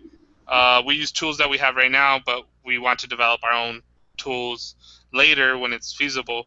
But you put a proposal. Say I have, for instance, me and Lee Travis kind of have this basic idea. It's, for lack of a better word, we call it this psychedelic bed and breakfast. But basically, it's a kind of a permaculture sanctuary where you go and you kind of go into the Imaginarium. Whatever, you retreat and you either explore, you do the wiki bean of yourself, or you do, like, or the lobby voice of where I want to work as creating this new story for humanity. That's kind of what I see it as, and me and Lee have these loose talks about it. But there needs to be more of this kind of convergence of us just, like, talking like this, and then following up with it later. I think later, when hopefully, I'm always moving towards, like, okay, this is kind of a cool new thing, but once Minds, seriously, and I'm talking more nuts and bolts here, once Minds opens up its code, which is going to be soon, I think we have this loose affiliation of a development team, and say we have a lobby voice or Minds voice feature where it's kind of like a polling thing. People pose ideas, and that's just the initial part where you start collaborating and working on whatever it is. Having more funding to really make Infinite Imaginarium into what I really want it to be, which is I call it a decentralized multimedia group, basically meaning anybody who wants to develop media. We have like some kind of calendar system where we say, hey, I have free time on the weekends, or I'm available 7 days a week, but I do video editing, I do animation. I know like Jaffe, one of the first guys that I'd done any podcasting with, he's really good at doing voices. He has a really good a radio voice. He does impersonations or whatever, whatever your kind of your interest or your talent is. And then you kind of have like people that say, hey, I want to do this video. Are you available to do animation with it? Yeah. And if they like it or whatever, and then you start building these projects. But also to that's I want to just build like this like loose model, the framework for it, because then that could be transferred into doing actual projects like the physically making of these permaculture sanctuaries, and where, okay, what do we need for this? And this is kind of what I think me and Lee are on the same page, is of building these models. And we have this other group, actually Gus Spiders started it, and it's the core, and we're using, because there's already the open source ecology, which is doing a lot of work on actually like building, if you have land, and it's called the Civilization Kit. And they recently started this open source, I forgot what it's called, housing or whatever, but it's basically a modular system of making your own house that is self-sustaining, has what do you call it, solar panel, has like a aqua of like farm, and like this really, so you start off like maybe with a single bedroom, and then you can build it out into more. And so there needs to be more networking of those ideas. And I think this is where we really make social media into a social media. Right now, it's not social media, you know what I mean? It's like kind of like broadcasting media. Oh, look at what I'm doing, kind of thing, instead of really socializing. I think we're starting this, but this is something that I think we desperately need. But anyways, we're kind of got to the hour and a half. So as I like to do is maybe wrap up our thoughts. I kind of wrapped up my thoughts on recently of where we need to move. But anything kind of goes of what you want to say about anything we talked about, or anything new that you just kind of want to speak your piece. We'll start with Gus Spiders, Holly, Kevin, Lee Travis, Straight Jack, Tech Lords, and if Adam comes back, we'll end with Adam. But Gus Spiders, your ideas of where you want to go or whatever. I'll slowly start to wrap things up. I've got a few things piled up. I think that you guys discovered a very, very important trend just now. And I mean, I guess it's very obvious, but within all of these projects, even all the way down to code, when you go and download dependencies, everyone is sort of working on similar features or similar functions, but under different banners. Everyone has, their own project, like what I call the core, which is sort of a little more specific, I realize is very similar to Infinite Imaginarium. And same with, you said Lobby Voice and DiviDAO, and I'm sure there are an entire list of other organizations that are trying to do the same thing. And it's a very human thing that we all have. I don't want to say ego, because we all have very pure intentions in these things, but to say, this is this foundation, and I want to, have it in my hands so that I can guide it properly in the correct direction, sort of thing. And we don't really have any unified structure that says, this is this idea, this is the definition for this idea, and if they match, we should be working in collaboration, sort of that merging of ideas that you said. And I think that can be a huge step for human collaboration, when we sort of find a way to get beyond that and recognize that, oh, these are all the same thing, they should all be unified under this sort of documentation or what have you. And I think that there's a lot of building that can come from just that sort of idea alone. But the other thing I was thinking, through time, further and further back through time, we've always put mind power philosophy on a way larger pedestal than we do today, which is very obvious. But you can say that you go up through school thinking that, oh, the dumb kids are the very cool kids and the smart kids are losers, sort of. You grow to realize that through time that it's very it's not cool to be smart. But the other thing I was thinking about with as far as AI, getting back to that subject to wrap that up, is that any sort of AI has a potential. Is so vast of a potential towards even our Internet of Things as a surveillance apparatus as far as its perception. You could think of every internet-connected camera or device, any sort of sensory perception anywhere on the Earth, and the singularity of sorts would be it tapping into all of that sensory imagery, and being able to pretty much experience hundreds of years worth of human data or machine data from all over the globe. Everything that's ever been on the internet, everything that's ever been archived, can be experienced in a matter of seconds. And so that is literally taking in all of these human experiences and turning them into statistic values. So from there, you can use those statistics to create analysis of, say, we were talking creativity, when you can look through a gallery of every piece of art, quotes around art, that has ever been created, and you can look at statistics of analysis that humans have had on those pieces of art. You can even create an artificial ranking sort of system for the AI for how creative or how great this piece was based on all of the feedback that it has from the entire human race, essentially. That it can create an artificial sense of creativity and an artificial sense of all of these other things based on previous human interaction. And I think the last thing, just to sort of scramble the entire conversation before we go out and wrap things up, I was going to play devil's advocate and go as far as saying that potentially, if we're just talking an artificial intelligence, as far as the definition, these social contracts that we're talking about, you create a sophisticated enough contract that it'll be able to manage itself, data, dependencies, everything, even withholding things that have been agreed on within this consensus contract.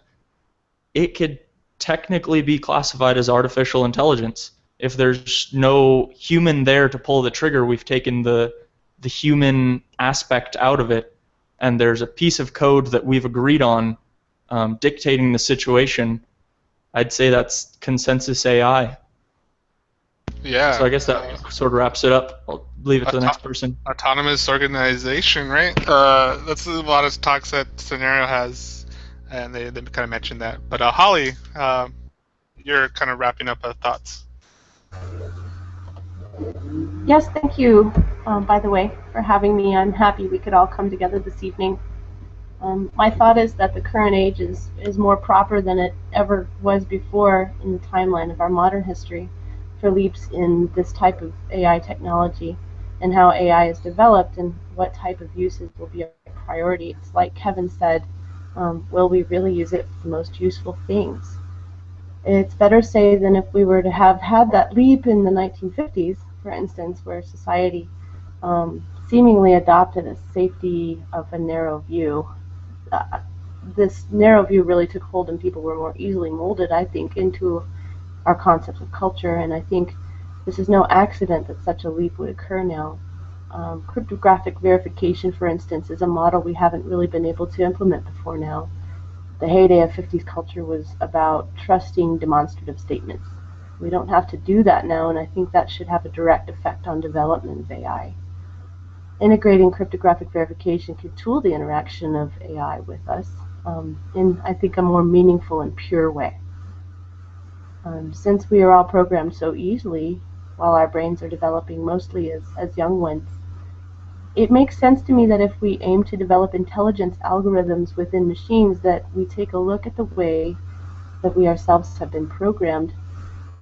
And that maybe seems like an obvious statement, so more specifically I'll say, what is good programming and what is harmful programming? How can we be the most efficient at creating AI that is truly intelligent and not just quasi-intelligent, made to serve the archaic concept of serving a few, for instance, at the expense of everyone else? Another point that I must reemphasize, relating to conversations earlier on this evening, it's essential that open source AI is the foundation of the technology across the board.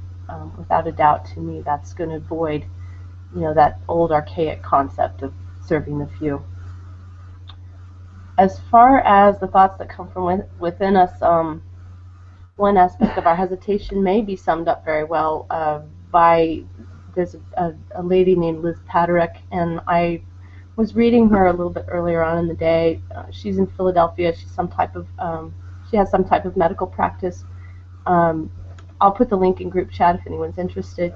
What she writes, and I'll just excerpt from it a little bit, is that human fear of artificial intelligence is based on the questioning of whether or not free will exists. People feel threatened by the notion that free will can arise algorithmically and accidentally. There is a fear that the mind may create free will as an illusion to explain actions. If machines were to have something similar to free will, it would show that free will can arise from algorithmic systems and that free will may arise without intent. She goes on to say that self-awareness alone may not create free will because self-awareness does not ensure the ability to make a choice. Free will, she says, can arise from the interaction of two algorithmic systems working together, because this can create choice. She talks about the notion of splitting two algorithmic systems that can create free will. Well, I won't go into the technical aspect because I'm not qualified to take the conversation there, but I did find that concept interesting. A little about the conversation surrounding MIT releasing YouTube lectures. The idea that we're existing in a world where very few individuals actually understand what it takes to bring forward the technology of AI. This idea may change rapidly, and it will depend on our individual interaction, or our ability to have individual interaction across the board. The importance of the subject becomes clearer to me through, I guess, a slow but steady exposure to the concept that AI will steadily align itself with our individual lives more and more. And that's not something that I'm upset about. I welcome it. I think that it definitely has a potential to be meaningful for us. Not only do we need to want to be involved more, it is essential that concepts of large-scale cross-collaboration include many more of us. AI is not just a technology that will ultimately do us a service as a whole if it is run by just a few. That, I guess, would be the point, that the more people that are involved and the less centralized it is, the better result we'll have.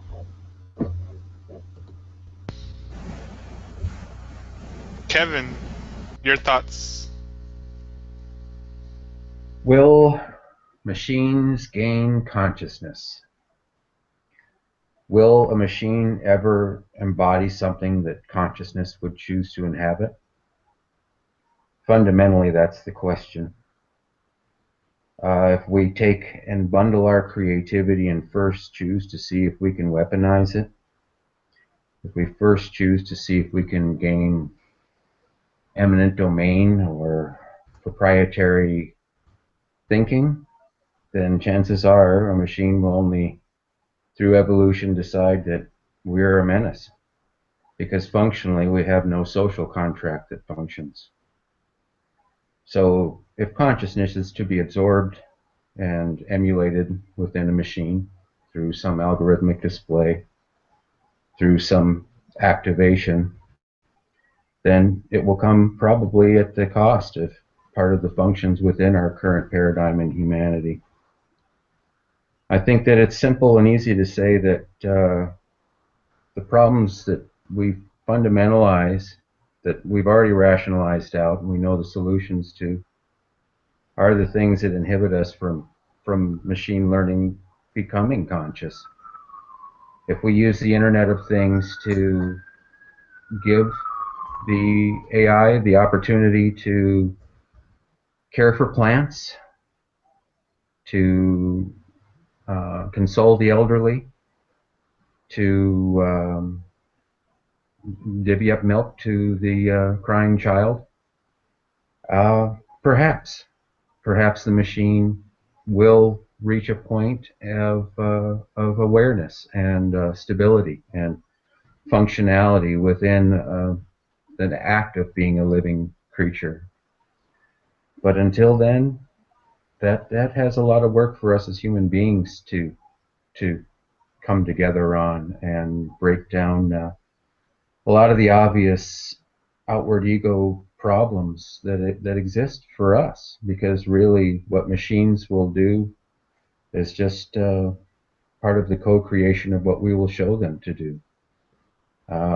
When they do take an active role in co-creation and they do take a stance, we will hope that we've acted in such a way where they have decided we were making the right decisions. Because if we're going to use the annals of history for it to make that decision, I don't think that it will be favorable.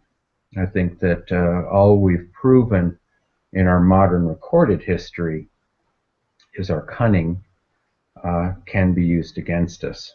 And I believe that hopefully, as we head into the fifth Gaia and we go into multidimensional thinking, we will rise out of that and show that we care to be compassionate for our spaceship, for our Earth Mother, and to generate a machine that will want to participate. Thank you. Thank you. Lee, your turn.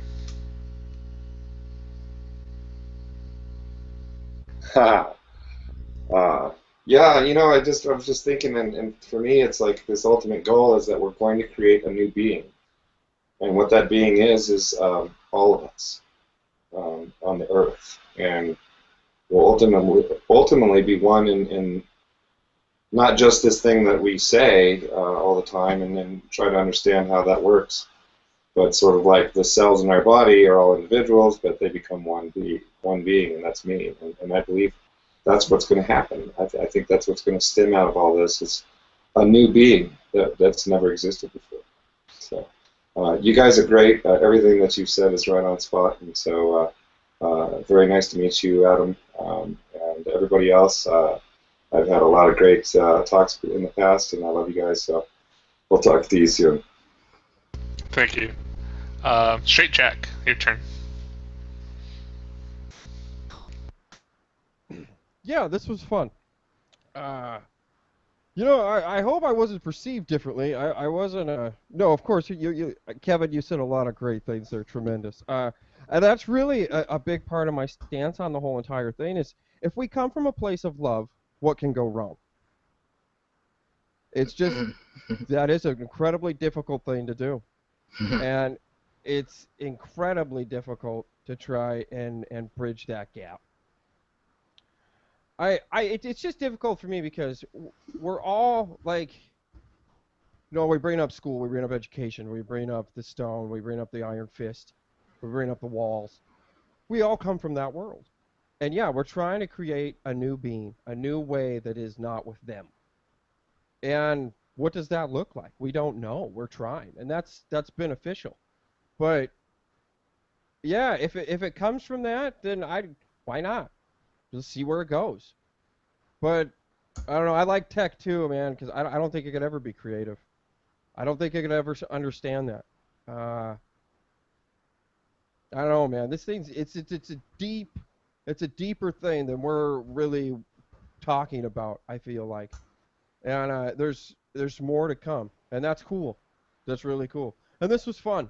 Good night, guys. Thank you. Tech Lords, your turn.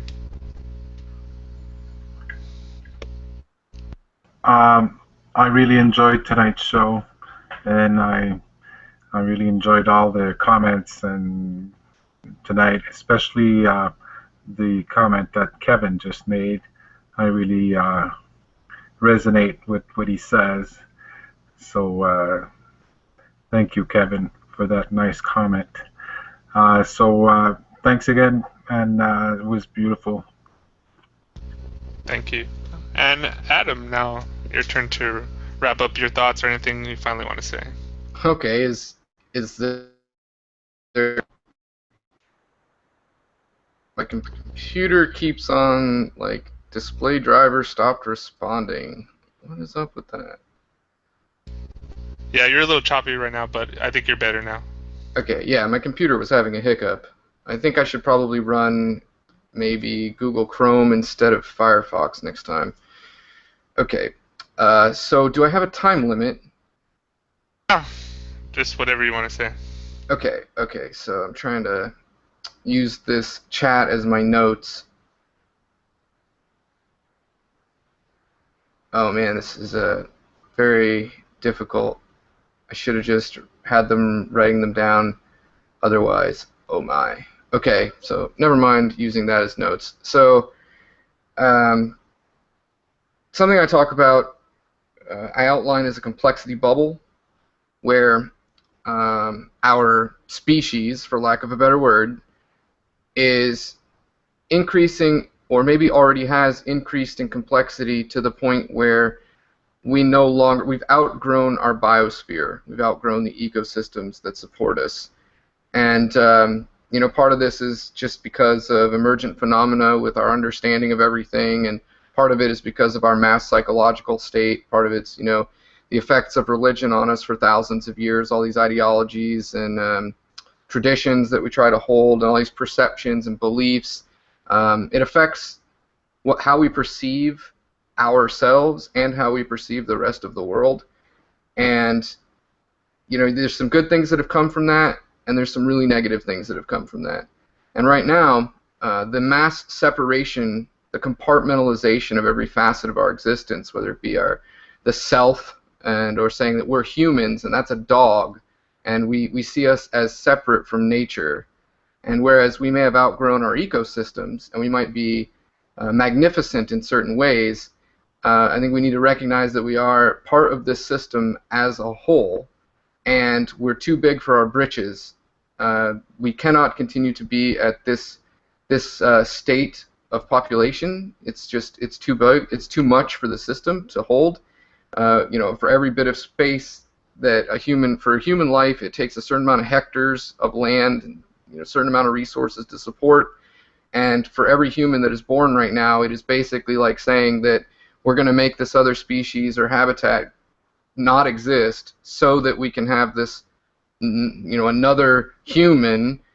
And we need to be conscious of that and stop. Like maybe not make it a law not to breed, but like at least make it so that it's discouraged. Like status quo, we perceive it as irresponsible to have too many children or whatever. And the complexity bubble, the reason why I was talking about this is because we're in danger of popping what I refer to as the complexity bubble. And there is a divergence in our species where some forms, what I refer to as phenotype expressions of our biology, because we are all each other, we all take turns being the different phenotypes, the bacteria, the fungus, the plant, and the garbage man, the thinker, the musician, the artist, we all take turns in this state of existence. And some of us are expanding our consciousness very rapidly, and we are no longer compatible with the majority that are staying within the certain complexity bubble.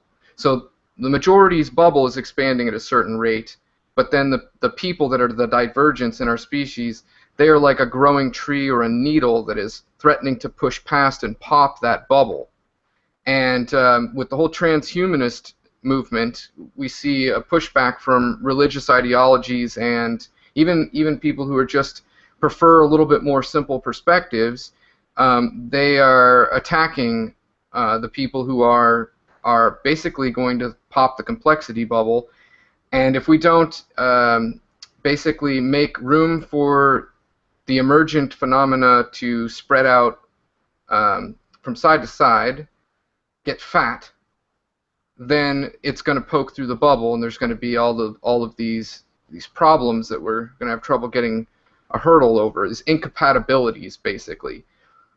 And I want to explain phenotype just a little bit for people who don't know what I'm talking about. Quick analogy is, in a red delicious apple, you have many seeds. Plant an apple tree, make apple trees from each of those seeds. You may not even get a red delicious apple. It's all the same tree, it's all the same life, but it's just these slightly different expressions. Crab apple, whatever, little tiny cherry-looking apples.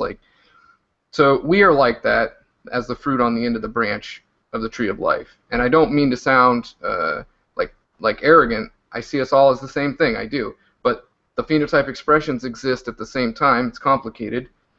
And at the same time, where people see individualism because of limited biological awareness, there's also, like Lee was saying, we are a mass of microbiological symbiotic consciousness, even if we want to say there's an individual life form. Well, most of the cells have a mitochondria, which, ATP, and if without them we don't live, and the mitochondria are genetically extremely closely related to bacteria.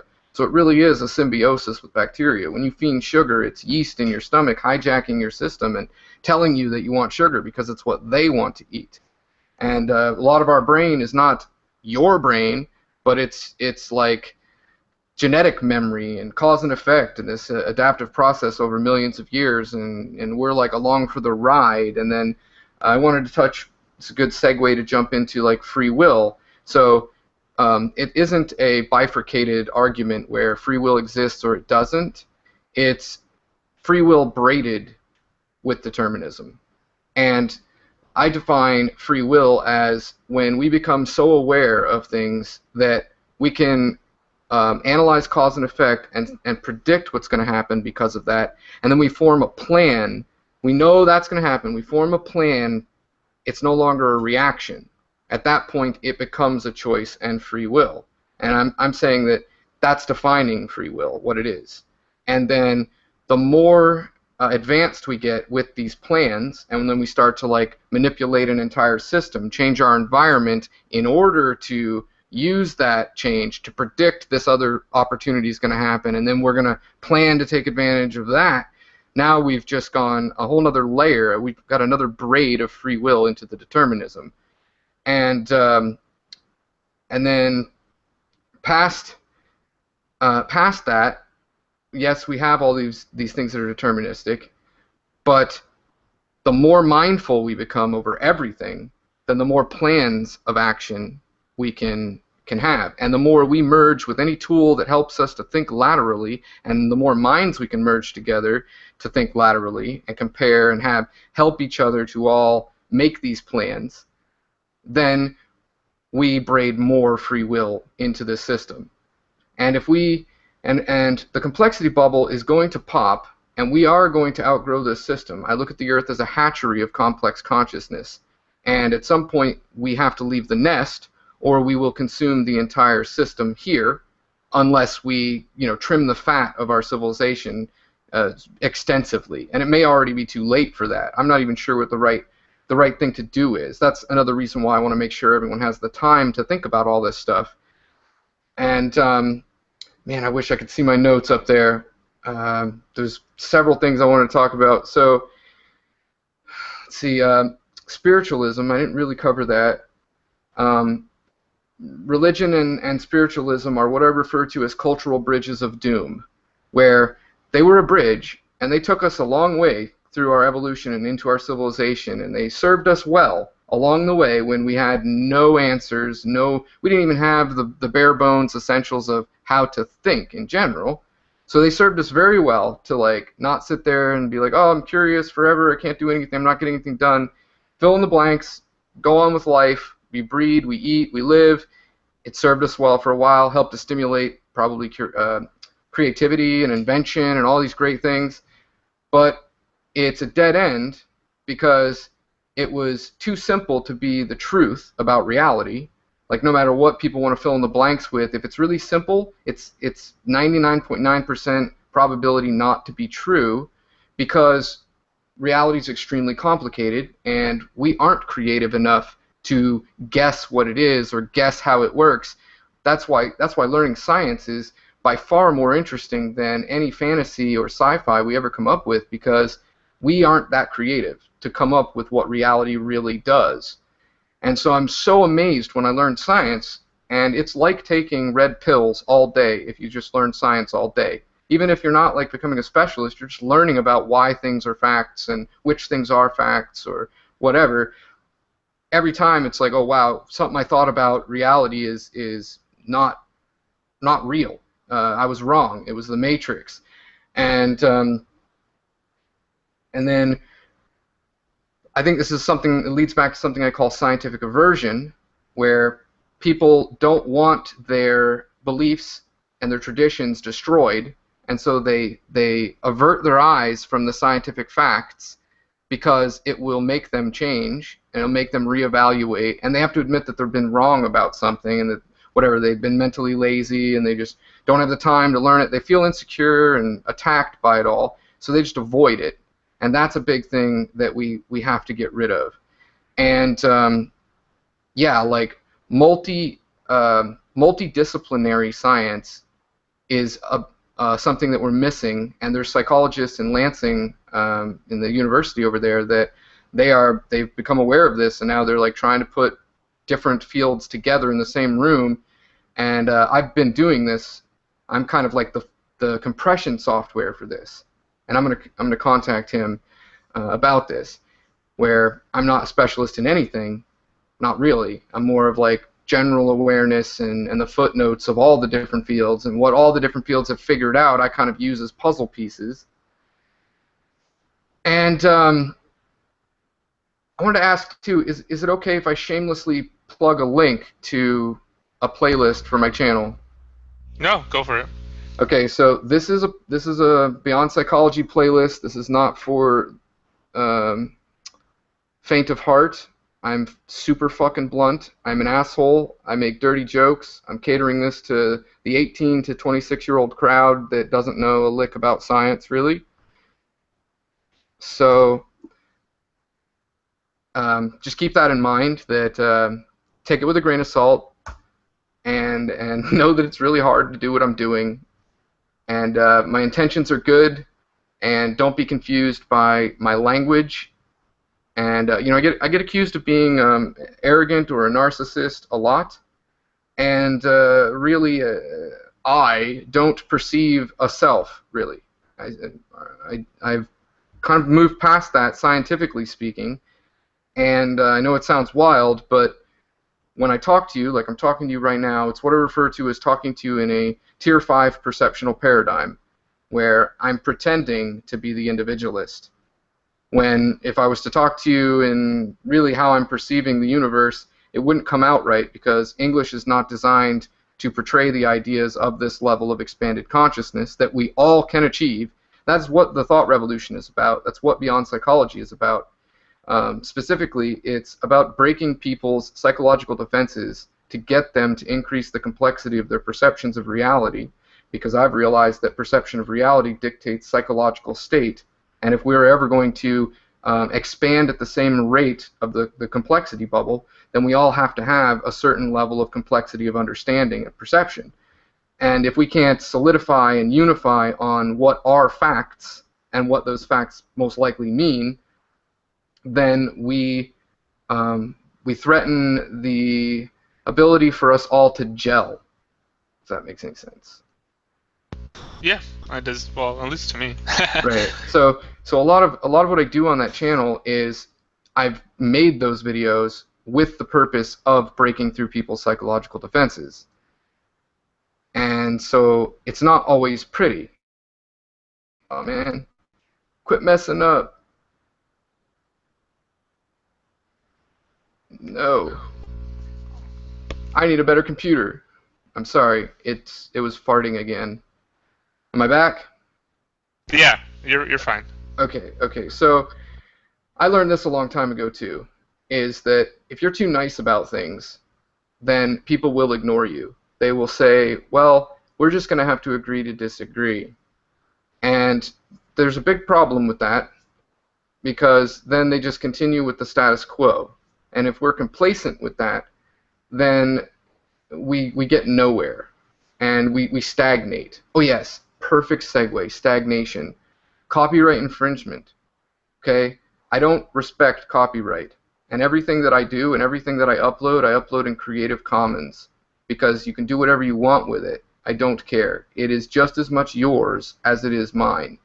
And these aren't my thoughts. These are the product of thousands of years of life forms, consciousness, forms of consciousness, recording ideas and passing them on to the next forms of their consciousness.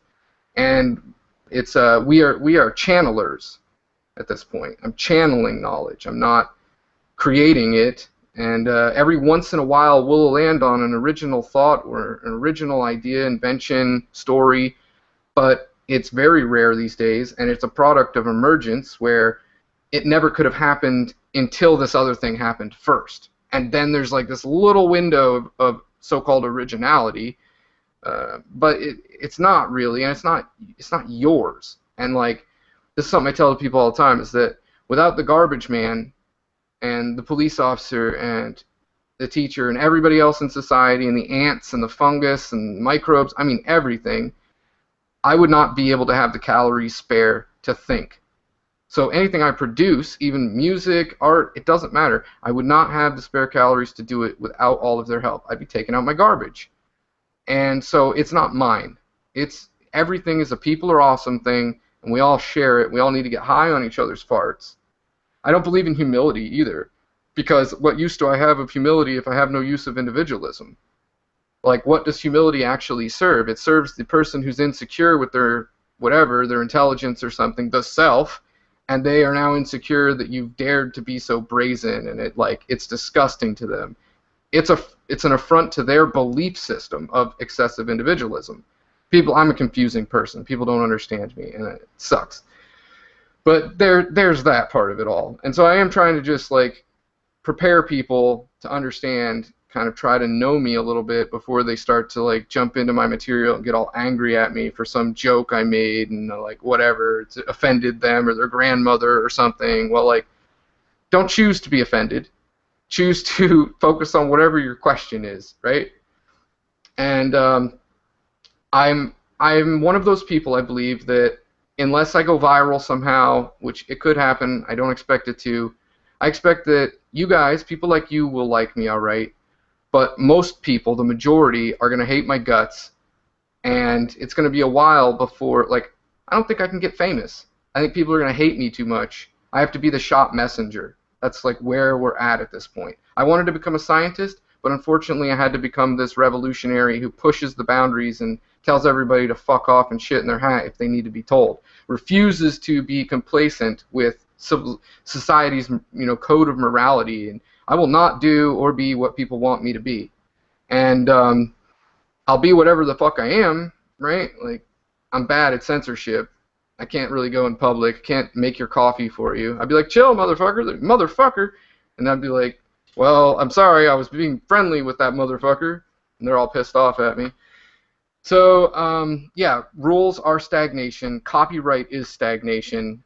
And so what I'm doing is I'm giving all of my ideas to the world, and I'm trying to manifest and like lay the groundwork that will help to do the changes. But I think it's going to be a matter of like people stealing my ideas, so to speak, and because I shared them willingly, and then someone's like, ooh, that's great, I'm going to steal that, and I'm going to make something, I'm going to make another video with it, or just steal one little thing, or that's a great idea, I'm going to do that. Good, because then that's one less thing that I have to do, or that we have to do. So in a way, in that regard, I'm happy to allow people to steal my stuff and do that, because good, like, that's what I'm trying to do, is manifest a better world. What's mine is yours. And then open source, there's a guy named Doug Coulter, and he does this engineering and computers open source, a bunch of tech professionals just teach you all this tricks and stuff, and he's got his own thing going, like a community and a forum and a website. He and I, our brains are so big that they don't fit in the same space, so we clash kind of. Like, we have to type and talk to each other at the same time and like talk through each other and typing to each other. So it's like this constant thing, and he's like a previous model or something. So there's all these compatibility issues, but I really like the guy despite all of that. And I recommend that if people are interested in open source, that you look up Doug Coulter. He's got a YouTube channel. Vice did a documentary on him. Very approachable backyard scientist type guy. And then I guess the last thing that I want to say is I don't know how to add all of you guys. I would love to keep you in my circles, and I'd like to invite you to my Google communities, which is Thought Revolutions and Settle All Debates Here. And I'd like to do this again as well. And I was hoping maybe we could do this at some of my channels at some time. Have you guys over there. And the Thought Revolutions is we examine each other's ideas, and we're looking for those complex ideas that will actually work and be a cure, and like things that it's hard to explain to people, and questions need to be asked, and arguments need to be discouraged, because like we want the Socratic approach where it's all about the right question.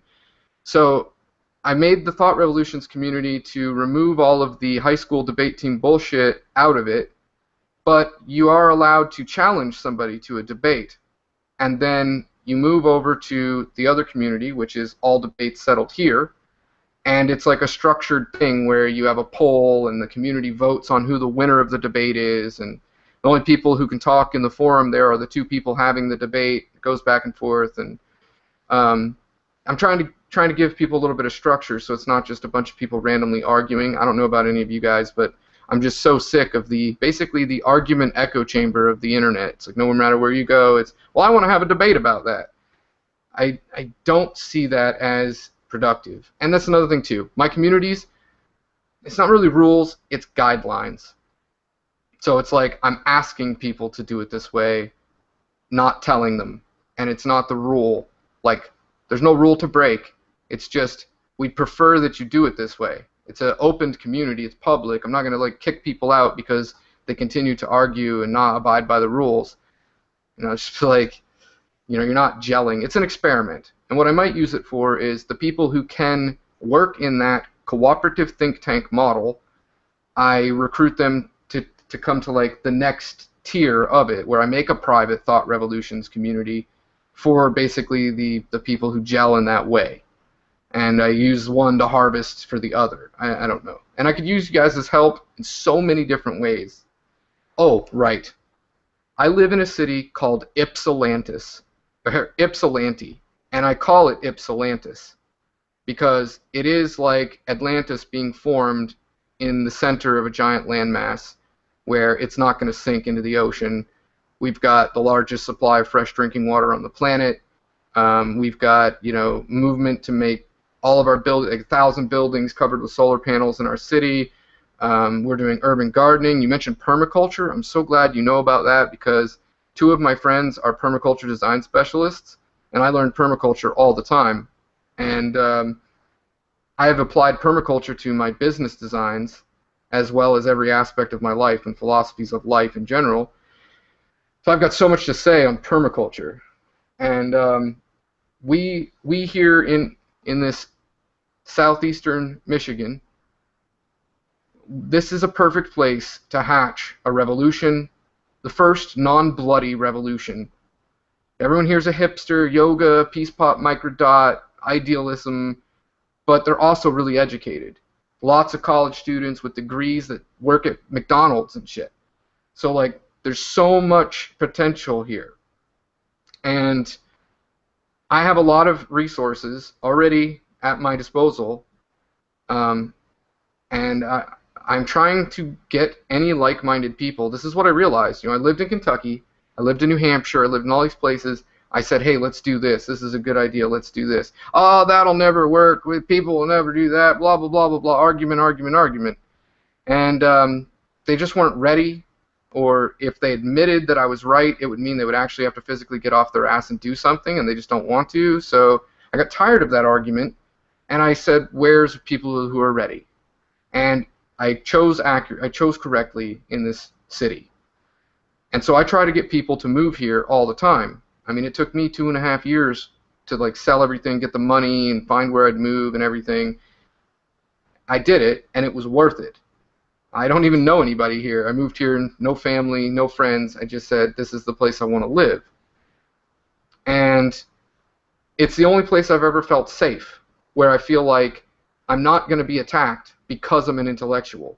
We were talking about how there's this fear and prejudice against, I think it was Gov was talking about this, it's not cool to be a smart person. Well, I tried to be one of the cool kids all the way growing up and not be the smart person, but I couldn't help it. And then I realized that I was just trying to fit in with a bunch of people that were never going to be compatible with me.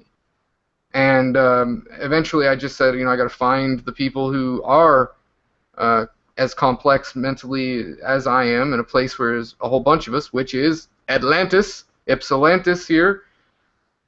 And moving is the third most stressful thing I heard somewhere. And you know, nobody wants to move. They're all rooted in, they've got their friends, their family, but if we don't have enough people in the same place to create that giant snowball effect, then we won't have enough momentum or clout, pressure in the right spot. Again, this is all back to what I was saying about unifying and trying to get everybody to say, yes, that's what we all need to focus on. Another example is, don't argue over whether alcohol is worse than marijuana, and alcohol is legal and marijuana isn't. Argue not your body, not your business, and that's the only argument we should ever argue. Never argues anything else when it comes to like a war on drugs. Should prostitution be legal? I mean, we need a complete overhaul of all of our systems, but we aren't going to be able to rip the power away from the people who have it. They are like drug addicts. It's like a baby with the teat. It's not going to happen. They're going to scream and pitch a fit. The only thing we can do is expand the consciousness of us all, and then that consciousness will spread virally to the Tier 5 manipulators. I've seen this happen with Russell Brand. He's on his way. He just needs to start going into science. Like once he gets tired of the spiritual stuff, if he moves on to science, he will be up to par. Bill Gates, I think that all his money and time, when he like quit running Microsoft and he's just like sitting around doing whatever he wants, his own projects, I think he became aware. He watched a bunch of documentaries or something. He realized what was really important.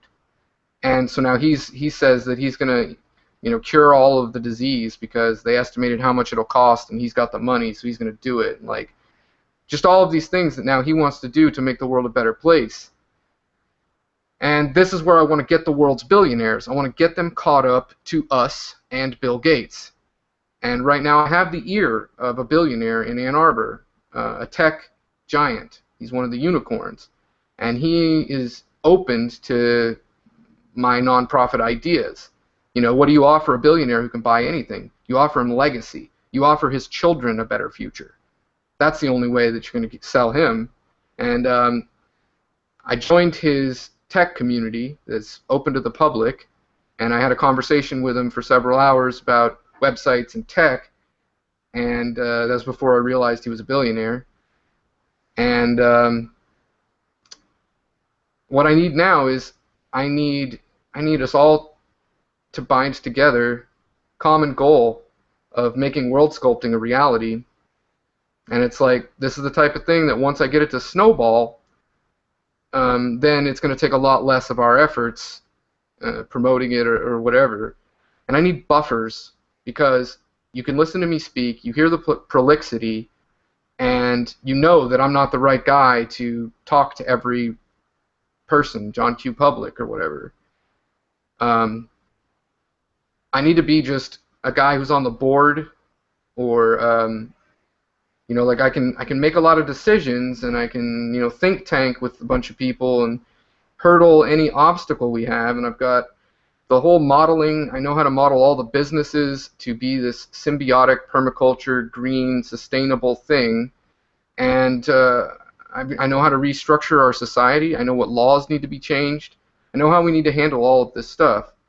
But I have zero power. I'm a nobody. Like, Really. I am a completely awkward social loser. Like, I've got my good qualities, but I'm not perfect. Far from it. I'm not a leader. I'm not an alpha male type. I'm just a fucking nerdy thinker. So anything you guys can offer to this world sculpting endeavor, I mean, I'd be greatly appreciated. Yeah, the world sculpting really does connect with a lot of stuff that we've been doing, and I do as we move forward. This is on a personal note. I'm finally glad that you came on and we finally got to have a conversation. But we'll keep this up, and I'll definitely. I personally will probably get more aware of what you're doing, and we'll just see how it naturally grows like that.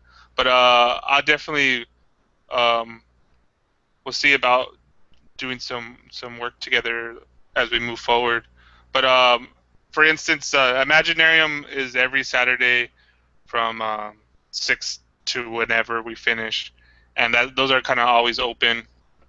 Um, we recently are kind of like restructuring it, so things are up in the ball of how we're going to move forward. But just to let everybody know here and whoever's watching, I think next week I wanted to do this kind of permaculture / open source ecology, um, Infinite Imaginarium. So that's going to be next week for anybody that wants to get involved. I'll start doing posts for that, and we'll start organizing that. But thanks for everybody listening, and thanks to everybody that got involved. Yeah, thanks for having me.